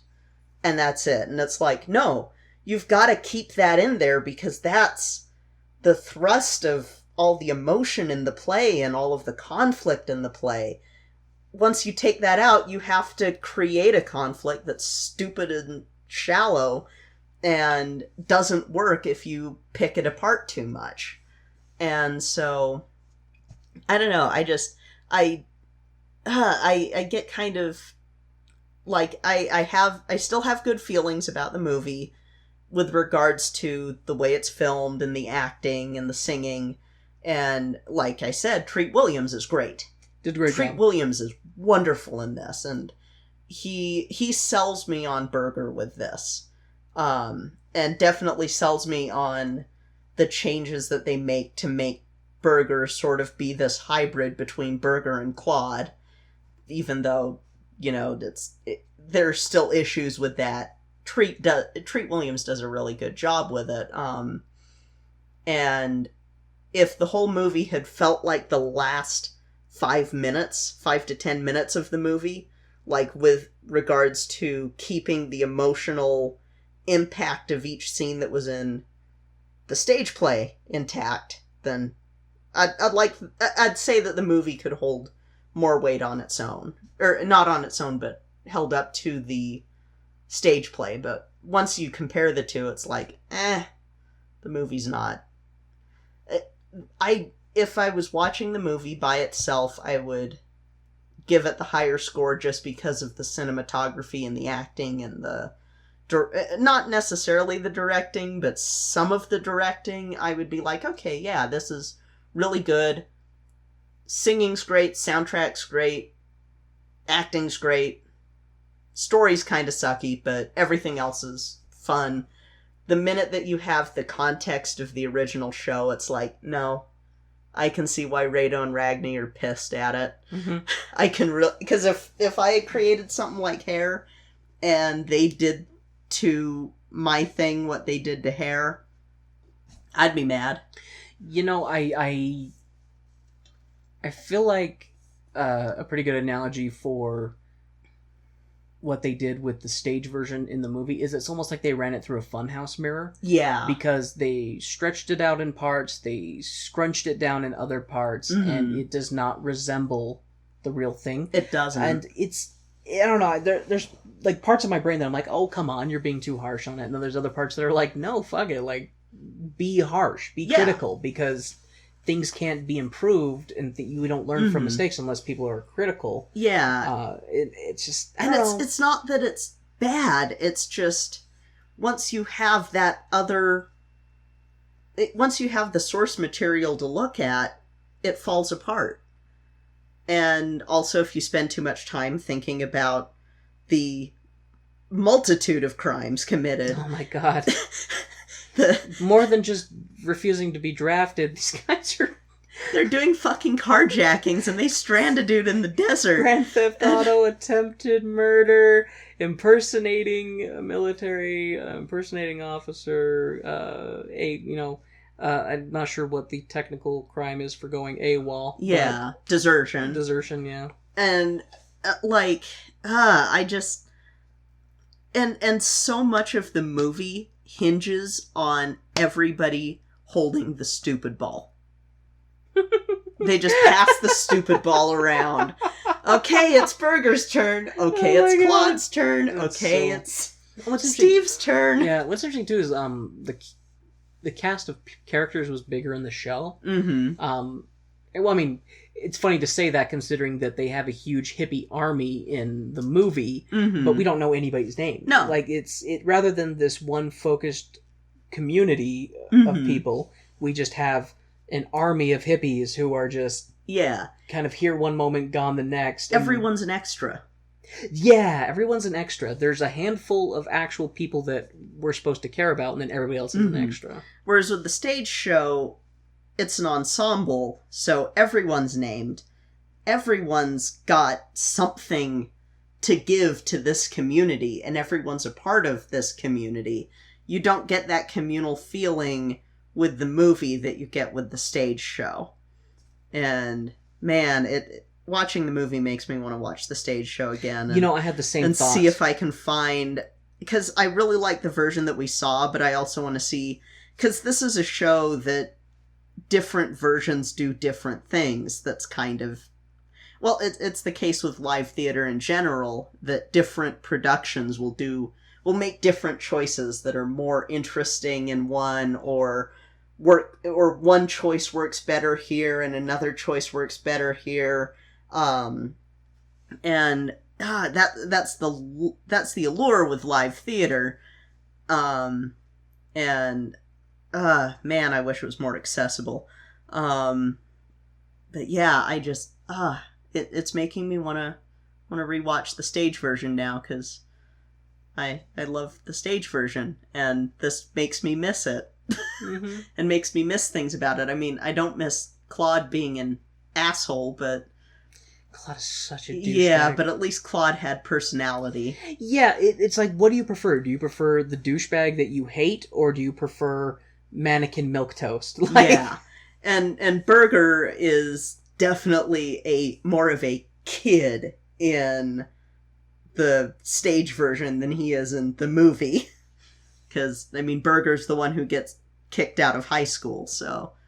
yeah, we should wrap this up. I could probably talk about my gripes with the movie versus the stage play forever, but... I think this is going to take the mantle of longest episode. This is going to take the mantle of longest episode, especially when I announce what we're doing next. Do tell. So, we are going to be seeing Olivia Newton-John again. Okay, Olivia Newton-John, she was in Grease, right? Yes. Aha! We're going to be seeing her again in a show that... So, next week's intro is going to be the shortest intro because I can't find fucking anything about this movie. Other than, like, here's the plot synopsis, here's who's in it, here's the song list, and here's a review that makes me a little worried. But... Ruckland recommended this, and I'm really excited, but I'm also really scared. We're gonna be watching Score, the hockey musical. Oh, will it be a goal, or will it be a strikeout? Is that the term? No, I have no idea what it is for hockey. The most I know about hockey comes from Letterkenny and Mighty Ducks. I mean, I'm pretty sure... And I saw Mighty Ducks last when I was, like, 10. I mean, so... What is hockey but soccer with ice and sticks? And punching. A lot of punching. I wonder if there... Is there going to be punching in this? There better be punching in this. There better be a hockey fight. Yeah. By the way, full disclosure, I have not seen this show yet. Oh yeah, this is one that neither one of us has seen. Yeah, so we're both going in blind. We may be cursing Ruckland for the suggestion, but at the same time we may also be thanking him for giving comedy gold. Yeah, we'll see. We'll see how this goes. Yeah, because, I mean, like, the reviews scare me a little bit, but not in the same way as, like, Grease scares me. Will it be so terrible that it's good? Or will it just be terrible?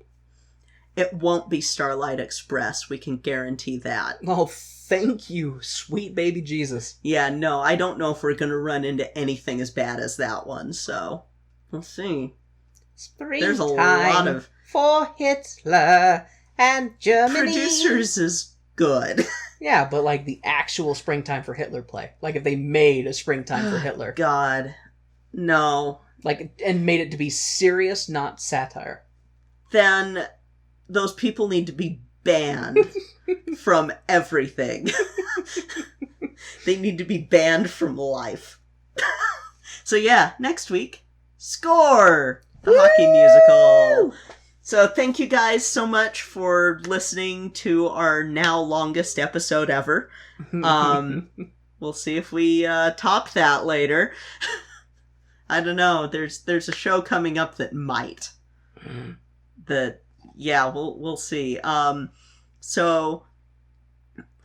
Just want to thank you guys again. I'm kind of excited because we crossed 2,000 2,000 downloads, Which is oh no! I knocked the mic over. Sorry. It's all right. Which is awesome. I'm so glad that we hit 2,000 downloads and want to thank everybody. Just thank you guys all so much. We really appreciate your continued support and coming back week after week to enjoy our silly little shenanigans. And if you want to talk with Kay and I, you can head on over to the Podcast Junkie Discord server. We have our own channel over there, and if you want to pop in and talk to us, we're often off topic and just kind of talk about whatever. Yeah. But we'd love to hear from you. You can ask us questions, and yeah. Yeah, ask us what shows are on the docket, because I've been writing out a schedule, and I try to keep people updated when we're doing it. We also will be having a irregular post-date episode to catch up with our episode count. Yes, we will have a bonus. We'll have a week where we post 2 episodes.